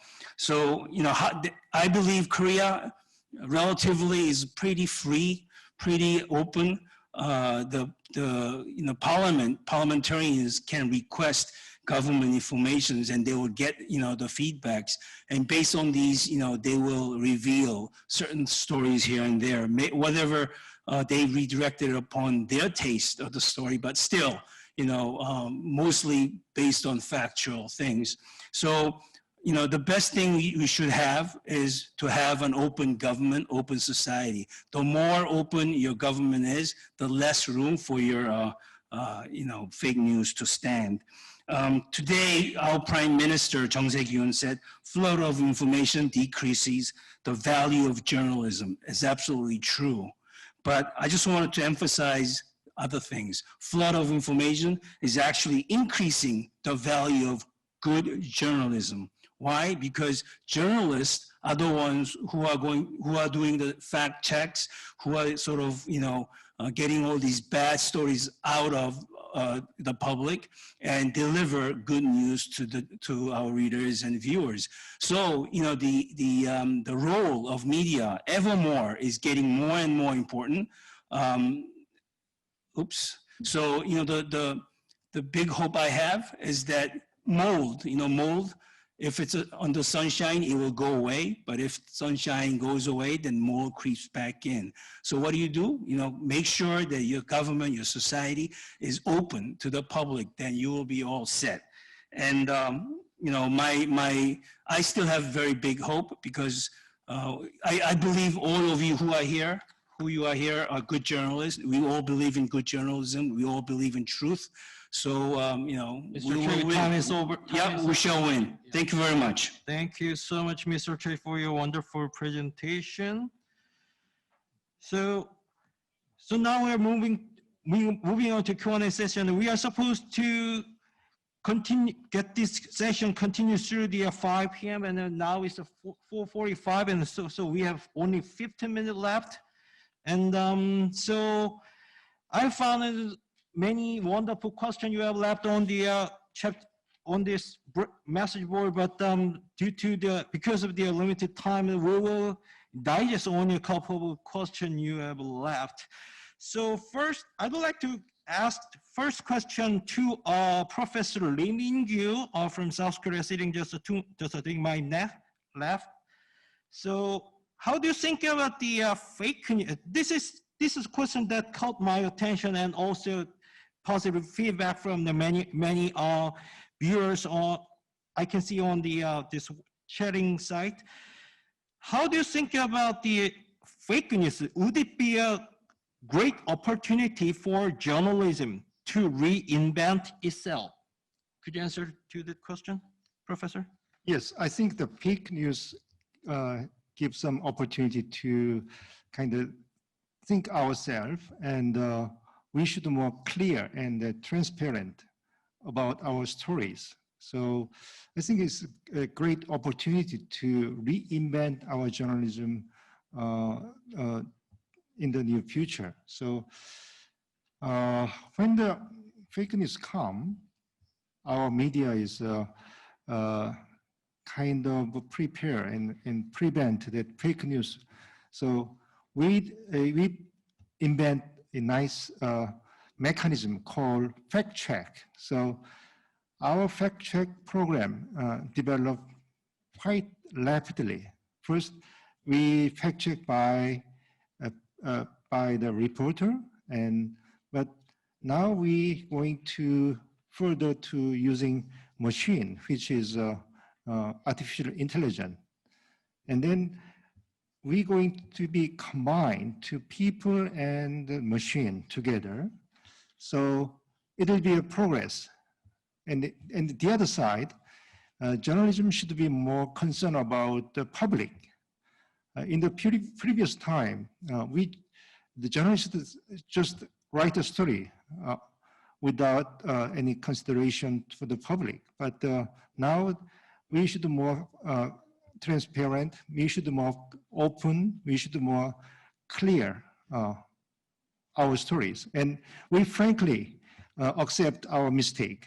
So that's the good things for the fake news, because we prepare, we should be more openness and more clear, as reporter mentioned.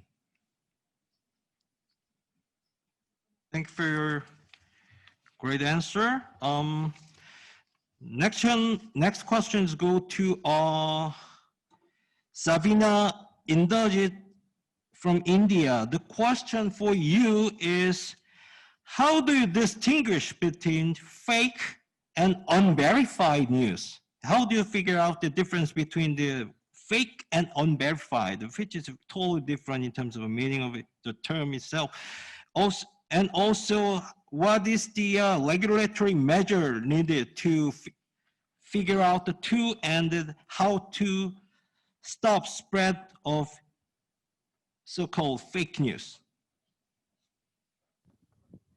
Well, I think the question itself is a question, because the big question before all of us really is what amounts to fake news? How do you decide what is fake news? I mean, the question is that when you talk about verification of news, that is what we journalists do. We are supposed to do when we do a story. But when you're talking about social media, there is no pre-checking. There is just putting out posts. There are websites which are doing stories without verification. So I think what is important for us is, one of the most important things for us to do is to ensure that media houses, we journalists as well, get involved in fact checking before we put out anything and before we put out any stories. We've had cases in India, which is surprising, is that electronic media, some of the national dailies, because of this herd mentality, this cutthroat competition that we have to, beat the others to the story, we have a situation where, without verifying, they have put out fake news. And now, as you said, how do you differentiate it? We have to have a fact-checking system in place. On the question of if there should be a regulatory mechanism, well, certainly not by the government. I'm totally against it. I think the regulatory mechanism has to be from within us as journalists, and more importantly, as organizations, as unionists, as unions, because what we're doing in India is, as the Indian Journalists Union, we are picking up cases. We are condemning cases where journalists or activists have been imprisoned, or cases have been filed because of so-called fake news. We have to flock this point at home. At the international level, we have to debate this issue. The International Federation of Journalists takes every opportunity, whether across the world, to debate this issue of fake news. Colleagues, I think what is important, I think a lot of my colleagues earlier have said this, I think there's introspection, and let's go back to ethical journalism, and let's talk about it, and let's talk more about it, because the more we talk about it, the issue is going to get more focused. Thank you for your wonderful answer. And the next question goes to Mr. Choi Woo-seok, now in this room. Could you tell us about what kind of bill the Korean government or National Assembly is trying to push for, and to prevent the spread of the fake news? And possibly there will be a kind of a resistance from media side or the consumer side. Could you explain about this? Sure. I think there's some movement in the parliament that some parliamentarians are trying to legislate some laws against fake news.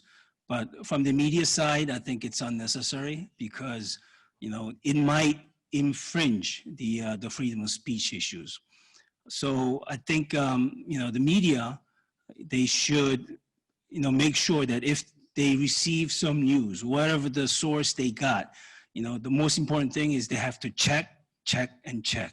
And if it is substantiated, then they shall write stories.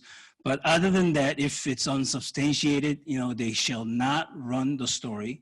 And by doing so, as long as all media members adhere to this, then the government, there's nothing for the parliament to do, except they may institute some laws against sort of YouTubers or sort of independent, one man, one person, media outlet that sort of says outright unsubstantiated, outrageous stuff. But then that again may be curtailed by the reputation law in Korea. So right now, the parliament understands that there is this severity of fake news issues, but it is not sort of all agreed upon. So it's still pending. And right now in Korea, I think the Korean media is still have the ability to get rid of, to at least react to these fake news issues. And we have the president of Korea Journalists Association sitting over here. He can also substantiate, any of these government regulation stuff going on. We do not want it to happen. Thank you. Thank you, Mr. Chair, for your wonderful answer. Next question goes to Libun Gerard de Souza in Kuwait. The question is, to what extent do you think the lockdown and uncertainty over COVID-19 contributed to the proliferation and perhaps the production and proliferation of fake news? Thank you. Very much it was responsible for the proliferation and spread, because the government themselves didn't understand what was right and what was wrong. So people were more ready to believe myth than reality. There were rumors regarding food, health, and various other issues, creating a sort of panic and in a way mass hysteria. So people were ready to believe forwards. People were ready to believe. Some of them even believed that they had inside information about the treatment and the cure. So this kind of spread a lot of fake news. There was no reliable source to counter this fake news that was spreading, and that only perpetrated the news to spread more. So in issues which are sensitive, whether it was health or national security and other domains, when the government or is not communicating, there was in fact a video about WHO where they mentioned about the pandemic, sometimes how it could spread, and this kind of spread a lot of people to speculate. So of course the coronavirus did create a lot of impact as a society. The economy was badly affected. People were worried. There were deaths. Nobody could answer about how it was being spread at that time. Even now there are cases where we are not sure whether the mask or the gloves and so on and so forth. So yes, the corona did spread a lot of fake news and perpetrated this kind of information. Thank you.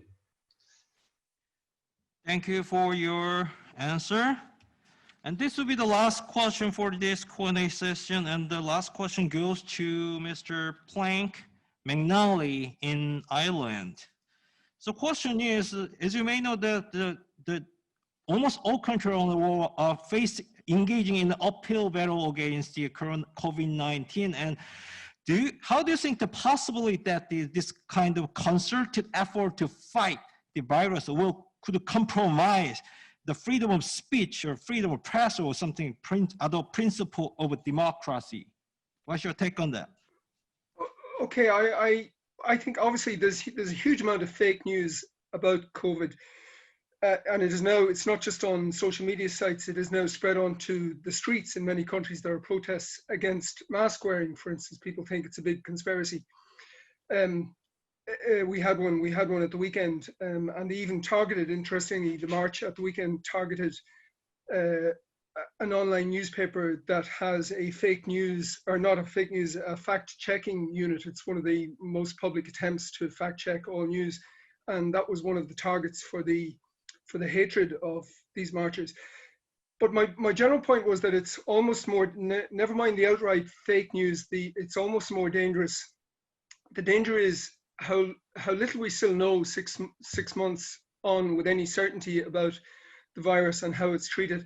And the danger of maybe those in power, governments or indeed doctors who are trying to keep the message simple so that people keep themselves safe and obey the rules. The science is quite complicated, so they have to simplify it for mass consumption. I understand that, but the danger is that the consensus, an official consensus, emerges around what we think is the way to treat the virus, and then maybe in 3 months' time we find out that it was very wrong, and that in itself undermines the authority of those who stake their credibility on it. And I just think that it's a dangerous time for journalists, because on the one hand, as I said, we're all, in most countries, where we are proud of our doctors and nurses and indeed our scientists. They're doing heroic work in very difficult circumstances, and we want to play our part in the in the national interest, we want people to be safe. And there is this danger, as I mentioned, of us being required to pull on, as we say in Ireland again, to pull on the green jersey and do, you know, what's in the interest of the country at large, and maybe suspend our usual critical faculties. I just think that we need to keep challenging the consensus, not in an aggressive or hostile way, but we need to retain our skepticism, because there is still so much. I mean, it's a unique situation in my lifetime. There's so much about this crisis that we still don't understand. There were things, one small example, maybe I'll give this because it impinges on Korea. 6 months ago in Ireland, the official evidence was that, oh, we don't think people should necessarily wear masks in public because the science is unproven. And at the time I thought, this is kind of odd. Surely masks would improve your chances. They're not perfect, but surely they would improve your chances. And I saw a doctor in South Korea. I'm sorry, I can't remember his name, but he was very good. He had a video on explaining demystifying many of the mysteries of COVID. And one of the things he was asked was, do masks help? And he said, of course. He said, it's a no-brainer. He said, we've been wearing masks in Korea since, you know, the SARS outbreak back in 2003 or whatever it was, and probably longer than that. And I thought, this man is telling the truth. And it's only now, 6 months later, in Ireland, we're being told to wear masks in public places. My own suspicion is that they didn't want to say this earlier in the pandemic because they were afraid that everybody would go out and mask and, you know, stock up on, buy all the masks in the shops, and that maybe then people, frontline responders, nurses and doctors wouldn't have enough. That's the only explanation I can think of. But it's an example of how the consensus changed dramatically in the space of a few months. And I think this may happen again with, you know, things that are conventional wisdom now may turn out to have been, without anybody being malicious or deliberate about it, we may look back in 6 months and say, look, that was false. So I think journalists need to stay skeptical and keep asking the awkward questions, even if sometimes it looks like we're being unpatriotic. Very wonderful answer. Actually, we were supposed to wrap this session up in 5 p.m., but now we already passed the deadline. So now we are going to have a 10-minute break, during which we will show you a congratulatory message from the president of Journalists Association of Russia and a couple of other videos promoting Korea's tourism. So stay connected, and we'll resume the conference in 10 minutes, and please back here in 10 minutes and exactly 5:03. And now it's 5:03, and so we will resume the conference at 5:15. Okay, I will give a 12-minute break. So let's take a break, and I will show you some of the video we have prepared. Уважаемые коллеги, дорогие друзья, от имени Союза журналистов России я приветствую Всемирный журналистский форум в Корее, организованный нашей партнерской организацией Ассоциацией журналистов Кореи. В этот непростой год наши корейские товарищи и партнеры нашли возможность организовать очень важное и полезное мероприятие, на котором журналисты из разных стран мира смогут обменяться мнениями и практической информацией о будущем нашей профессии в сложных условиях кризиса, вызванного пандемией. С нетерпением ждем новых и полноценных встреч с вами в Корее и в России. До скорой встречи. Год Бобгесюнда.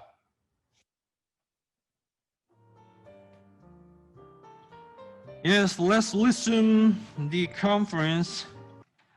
I'm back, and I hope everybody have a good break time and be back here online for the last part of today's conference. This debate session, we'll have a debate session regarding the fake news and the future of press. We have discussed so far, and if you wish to speak, please leave your name and nationality in the chat box. I will pick up the speakers on a first come and first serve basis. So if anything you want to speak about the topic we have, and please put your name and nationality on the chat box. So to begin with, I would like to start the session with the discussion between two speakers from South Korea. I'd like to ask this question to both of you speakers. I'd like to talk about the role of social media in terms of production and distribution or spread of fake news or misinformation, particularly in time of COVID-19 pandemic. So, Professor Lee, could you start with could you tell us your thought on the role of social media and responsibility of social media outlet? What some Facebook or YouTube stuff like that? In our country, except Facebook and Twitter, we have like our homegrown SNS service, social media like KakaoTalk and Naver. Anyway, the social media is a free speech, the world of free speech, world of free speech places. So people can say, and without any restriction. So I think with the media literacy, the social media, we cannot control the social media information, but we can teach about media literacy and about how harmful to fake news. So with some kind of media literacy, we can communicate with the social media, and social media can be some facilitate about the information, but in the other side, they can spread the fake news. So we need some balance about the role of the social media in the society. Yes. So, Mr. Lee? Actually, I agree most with Professor Lee, and I think those social media networks, I don't think it is too much for us to actually ask them to limit whatever is the flow of information going through their pipeline. They're simply a platform provider. So, I don't think if they do something, then it may impinge upon the freedom of speech issues. So I think the public, what we must do is actually the public must be educated that these social media networks do not provide all necessarily true stories. They should look at, they should actually listen to verifiable, very trustworthy media, and that's why journalists exist. So the public must understand that, you may, just because there's the water does not mean that it's a clean water, unless you drink from a good verifiable tap water or water from like these bottles. So, just like that, the public must understand that these SNS do not provide, all truthful stories to them. They have to dig in.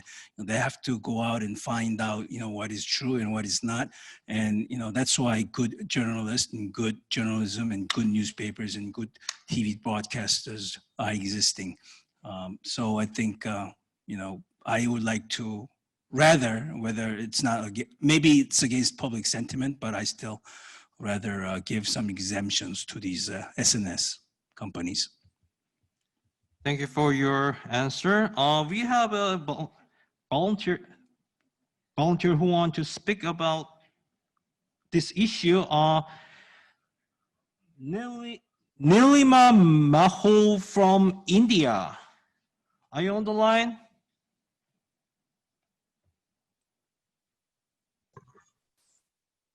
Hello, can you hear me? Yeah, okay, we can hear.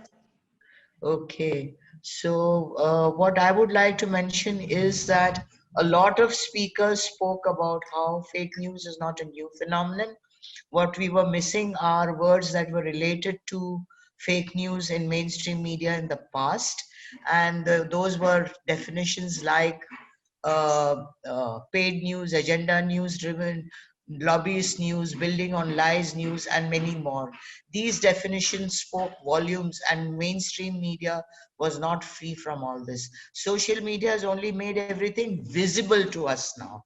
As an example, I would like to quote a film made by an Indian filmmaker, Umesh Agarwal, almost 9 years ago. It is about fake and paid news in India and is called Brokering News. In the news chat room and the WhatsApp room, I have put the link that is available on YouTube. I request everybody to kindly see this film. What we really need today is behavioral change, technological interventions, calling CEOs of Facebook, Twitter, or WhatsApp to book, creating various levels of censorship. These are not the answers. We need new narratives, narratives that matter, that interest people because it is about their lives. Narratives that by virtue of these elements creates behavior change in society, of moving away from baseless information to valuable information that can never be provided by experts sitting in studios who are data-driven, theoretical and academic, but lack the pulse of the people. People are not numbers, they are individuals, communities or groups, and we need to start seeing and understanding more of that human element. We need to create this environment in mainstream media in a way that it impacts social media content, both creation and usage.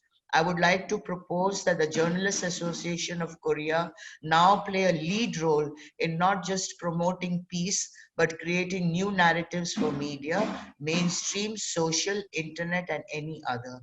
The way to do it is to promote democratic participation of diverse social groups by strengthening the voice of civil society and creating a chain of citizen pertinent and more dependable grassroots oriented information.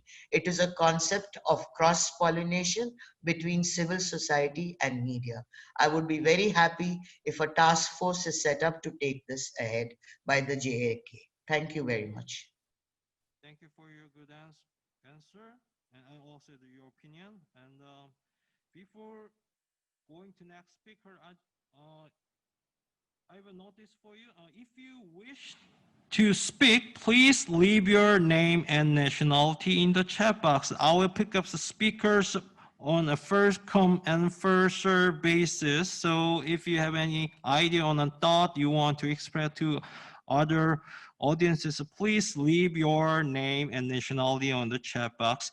Also, this debate session will continue through 6 p.m. So now it's 5 to 6. So we still have 34 minutes left. So I hope you many guys to express your intention to express your thought on today's topic, fake news and future of the press.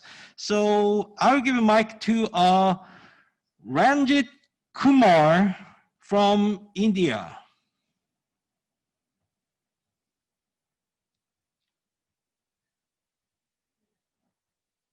Are you there? We cannot hear. Can you click the unmute button, and then you can speak? Am I audible?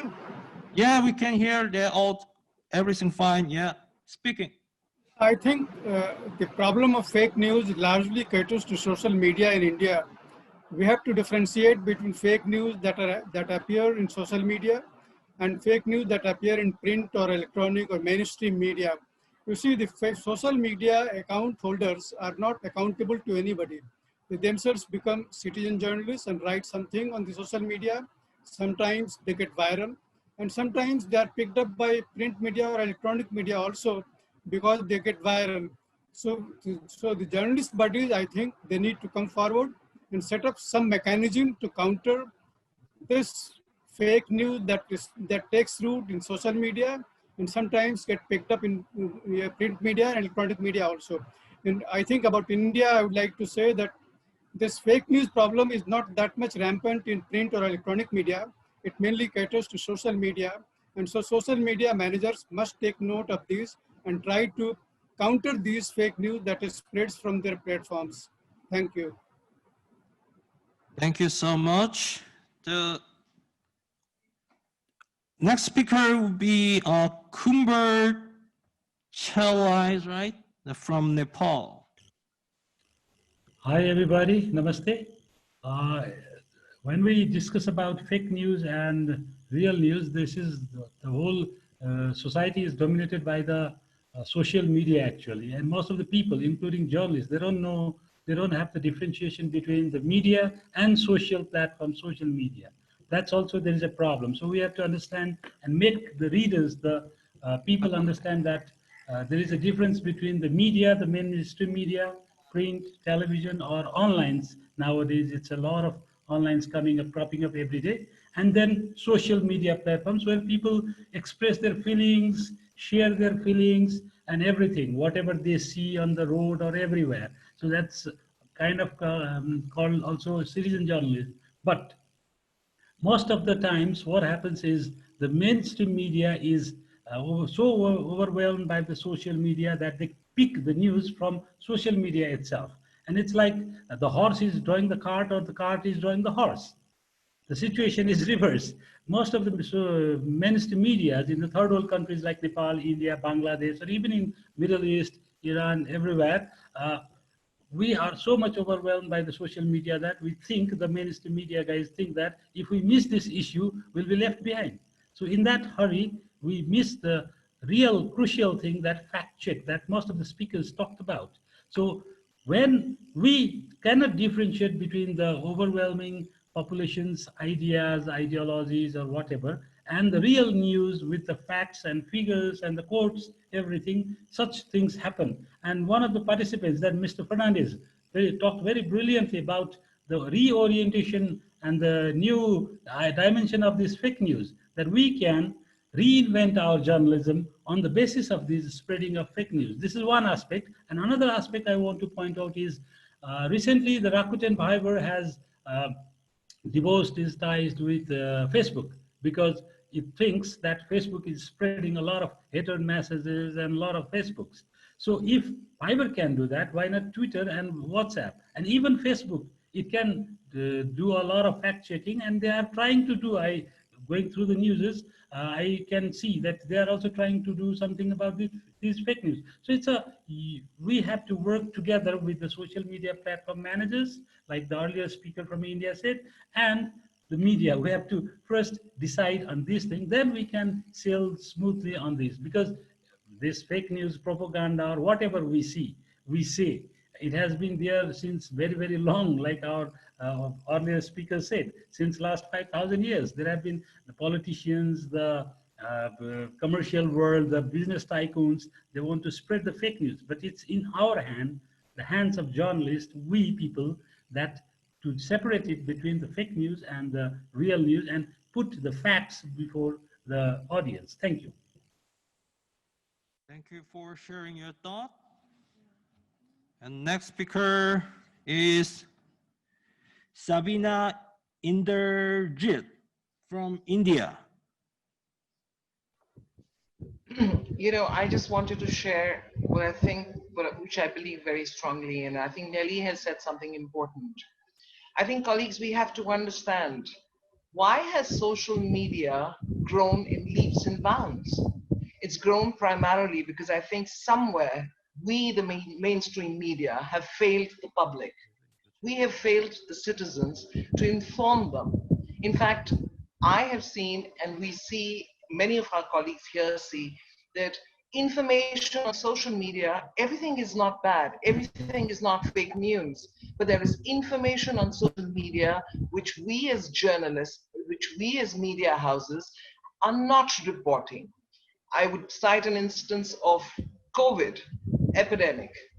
The fact that the government had a lockdown, without giving any notice.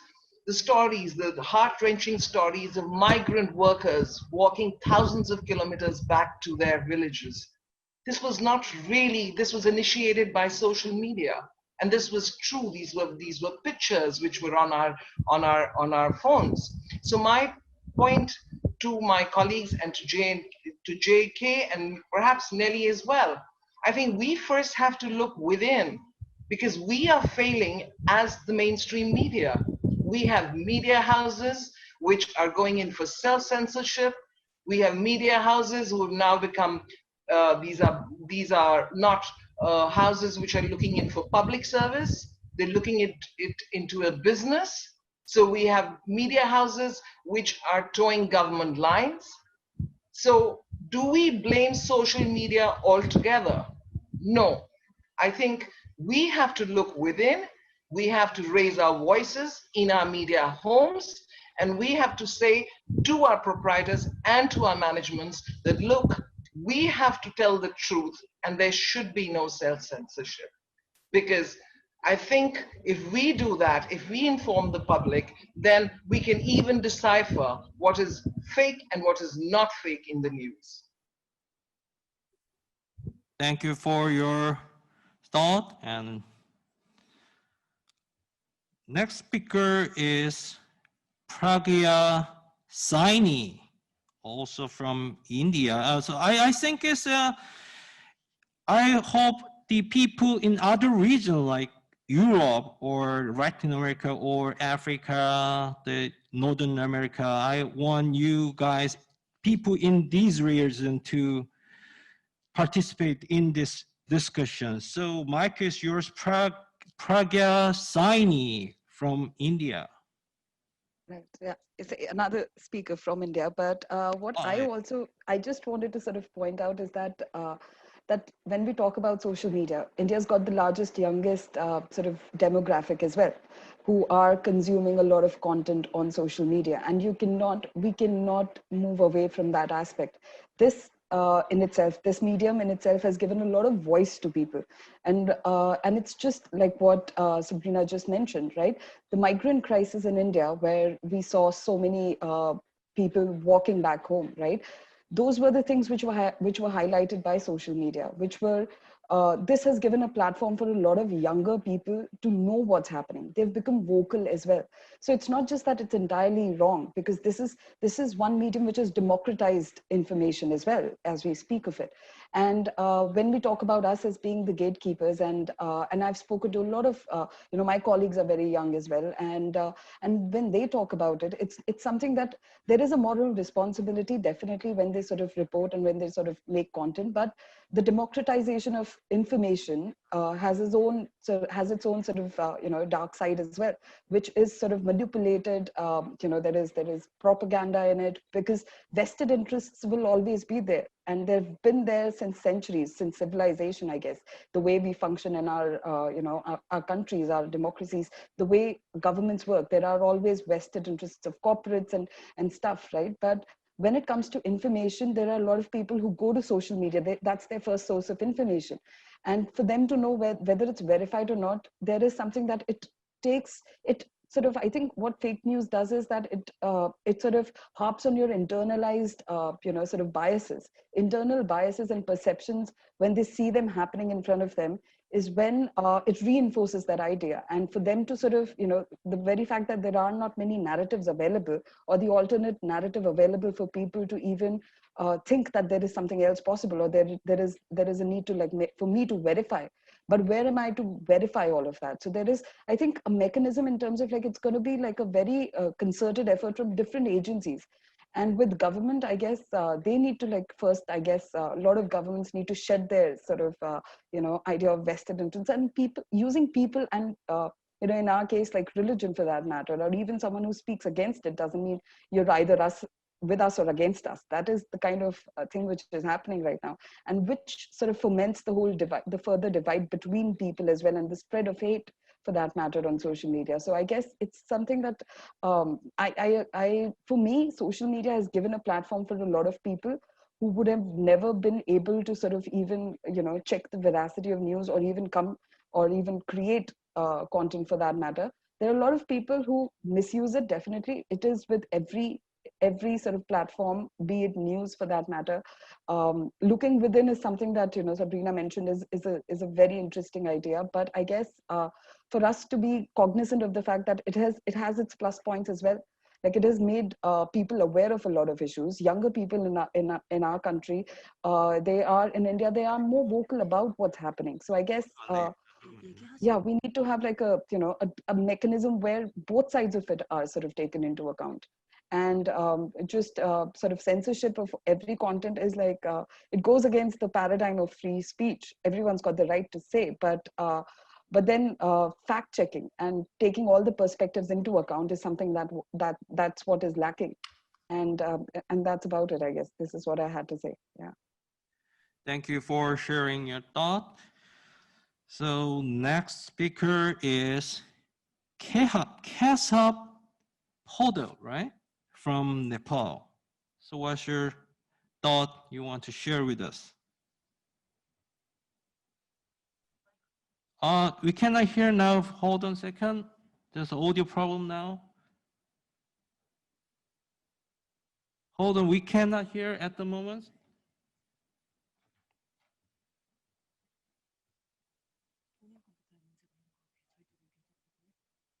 I think it's our technicians say that there's a problem with your computer. Could you check your audio system? Because our side is no problem. So sorry for that. We need to skip your turn, and because the audio system doesn't work properly. So I will move to the next speaker, who is Taufiku Ali from Bangladesh. Sorry for that. Yes, let's move on to the Taufiku Ali from Bangladesh.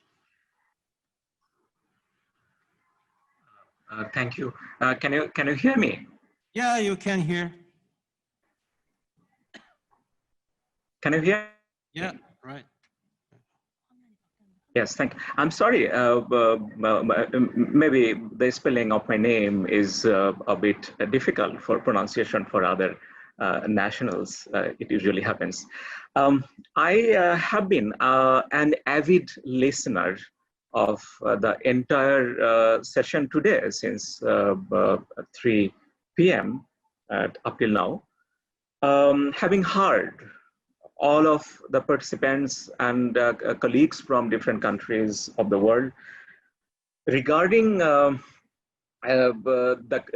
question of fake news and news, information and misinformation, to me it appeared as the ultimate consumer of information are the people, the communities of a country, of a nation. So there is a necessity for what is called public oversight on what information they receive, from what platform they receive, in what manner they receive, whether and in what fashion they should segregate, they should interpret. For that purpose, there is yet again another necessity for public awareness and precisely public education. This public education should be, the local authorities should take initiatives to make the people educated and critical, at least to an extent, to develop a critical mind in respect of receiving and interpreting any information from any source, be it free flow social media, so-called, or conventional mass media institutions. In this digital era, the incidents of fake news, unauthenticated, motivated dissemination of information may occur and take place anytime from any corner of the world on any platform, be it unregulated, quote unquote, unregulated social media platforms or conventional mass media institutions. So the conclusion is, in this regard, that the people as consumers, the community, should take a responsibility through awareness building and education, that to be cautious and to be alert before receiving and accepting and consuming a particular source of information. As it has been said rightly, I would like to agree and reinforce again that the digital miracles, the digital platforms and the revolution that has taken across the world should be in most cases taken as an enormous blessing again for the people. So as it goes for centuries and for ages, that when you produce a product, you also produce byproducts. So it is, to me, in my view, it is nothing that very new or very unfamiliar or very something overwhelming phenomenon to tackle about and to tackle with.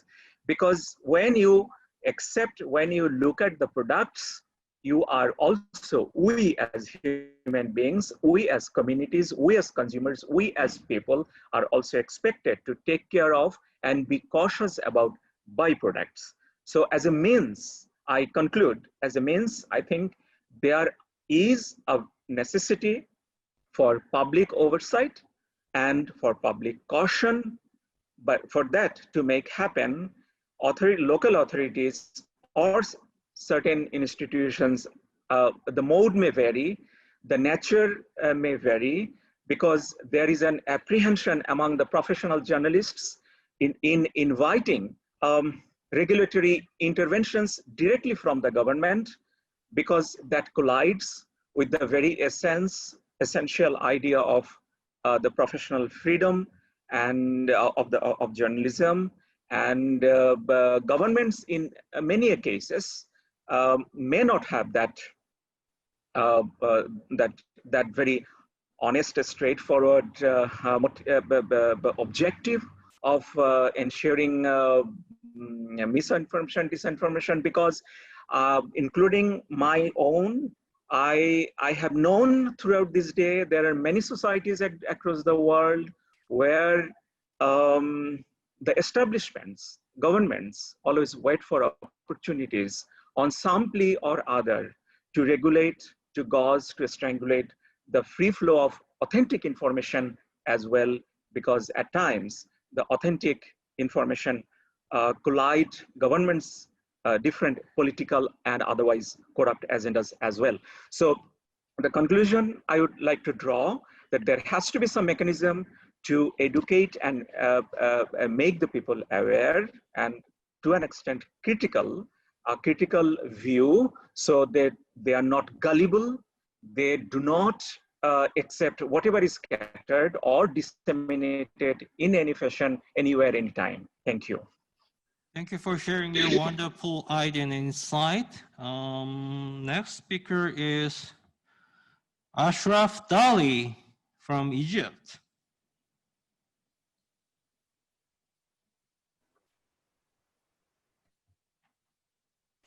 Yes, yes, speaking. Voice is okay? Yeah, fine. Okay. Actually, at the beginning, we heard to Mr. Bina, she was telling us about the ethics. But this ethics is understood in agencies, news agencies. It is understood by journalists, professional journalists. But where are the ethics taught to people who are becoming now free journalists? Now, every TV channel is sending or getting films and videos from the street, from anyone, from a citizen who doesn't know about the ethics, who doesn't know about what is true, what is not true. And this material is used by the TV channel to feed its different orientation. So if it is a small alley with few people gathering, it will be a demonstration on TV. So where is the ethics? This, for example, this statue, this small statue, is the god of death for pharaohs. So if it is captured from the head, so it is a dog. But if you come to its feet, it's a human being. So which angle of the camera is taking?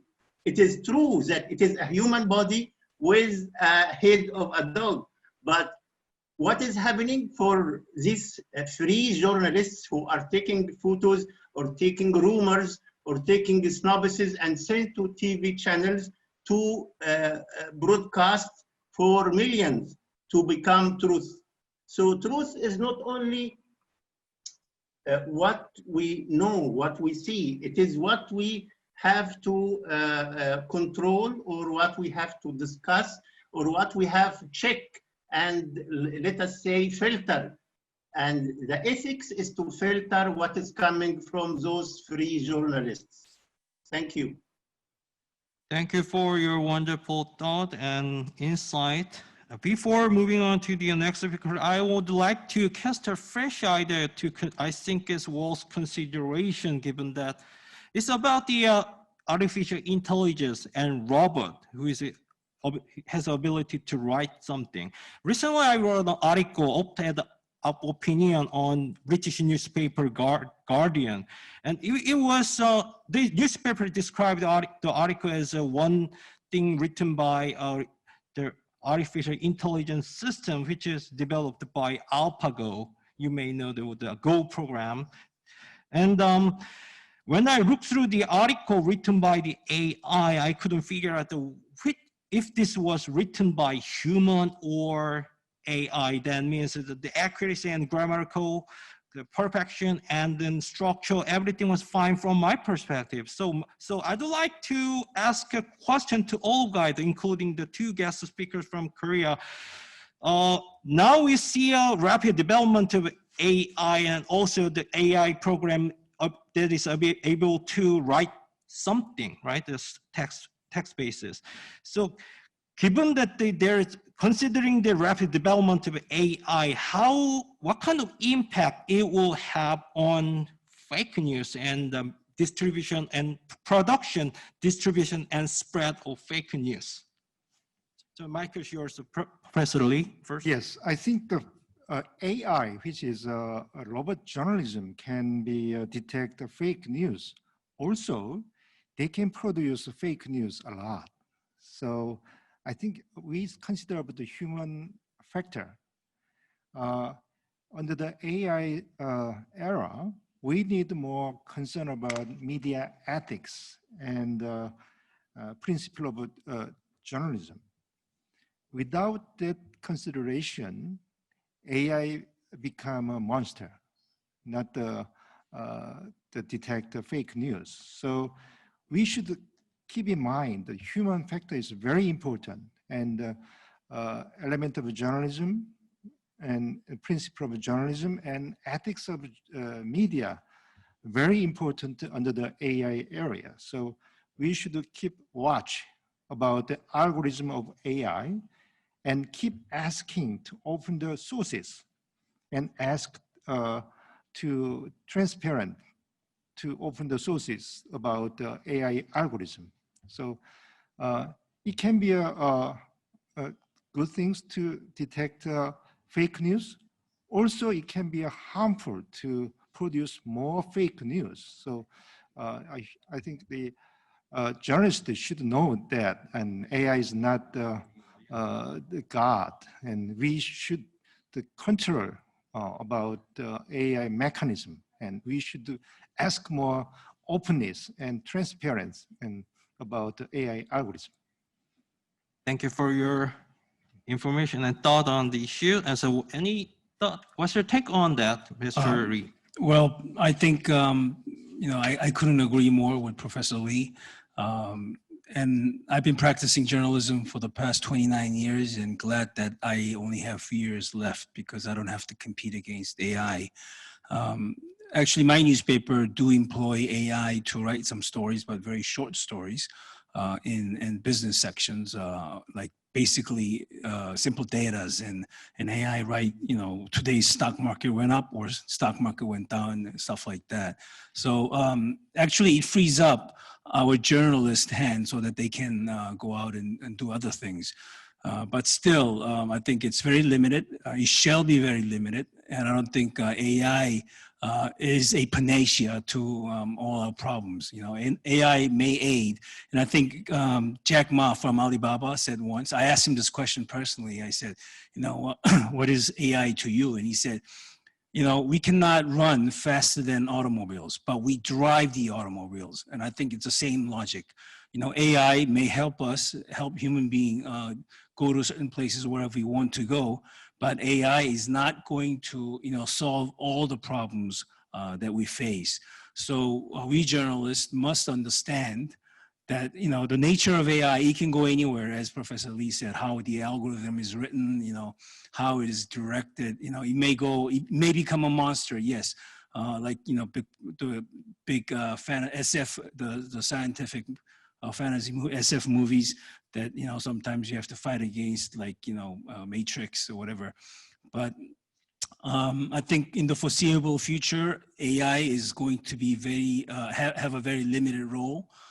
So, you know, all the problems that we face today, we have to solve it. So we have to, you know, the only way we can solve this issue, I think some of our colleagues from the world said it, right, you know, you have to educate the public, but, you know, it's not, the government is not going to, you know, solve all the problems for us either. It's we journalists, we have to write good stories, we have to write truthful stories, we have to fact check, and we have to do all these things. You know, we have to go back to the basics, and we have to, you know, check and all these things before we publish stories. So if we keep our ethics, you know, till the end, I think journalism, even in these, you know, big time, I mean, even in these times of fake news, we will survive. So that is my words. Thank you.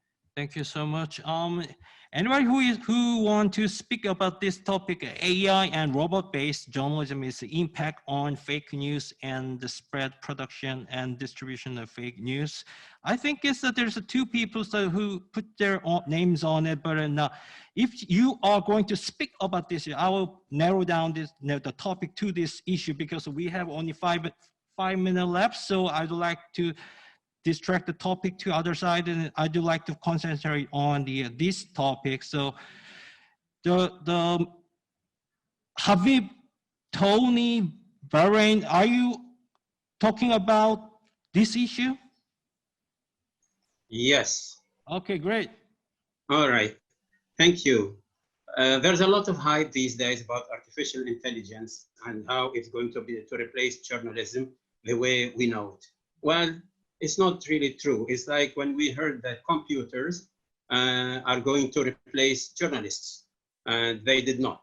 They can help, they can augment, they can enhance journalism, but they cannot replace it. The same thing with artificial intelligence.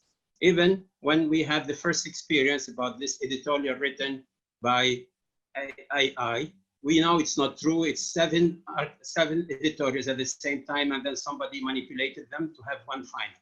So it's not really true that artificial intelligence is going to replace journalism the way we know it.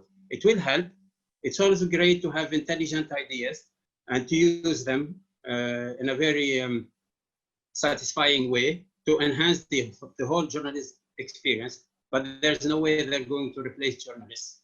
Especially now when we look at social media, we understand they are making a lot of inroads thanks to the use of strong, compelling emotions.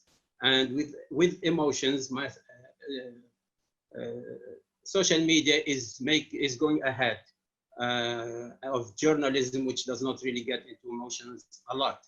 So I don't think there's any fear or concern about artificial intelligence. In fact, we should welcome it, but of course, we should not expect it to be something that's going to change the whole scene or landscape of journalism. Thank you. Thank you for your thought. I think we need to wrap up today's conference now because time is almost up, I'm sorry that there's lots of people who want to speak about today's topic, but because of the limited time we have, we need to wrap up today's conference now. Anyway, thank you everyone for participating in today's session, and we will continue. This conference will continue through Wednesday. So tomorrow we'll discuss global response to COVID-19 and each country's quarantine system and countermeasure for COVID-19. We'll send you an invitation through your registered email at 2 p.m. Korea time, which is 1 hour before the conference. So I advise you to check your email box, and we will see you tomorrow. You did a great job. Thank you, and see you tomorrow.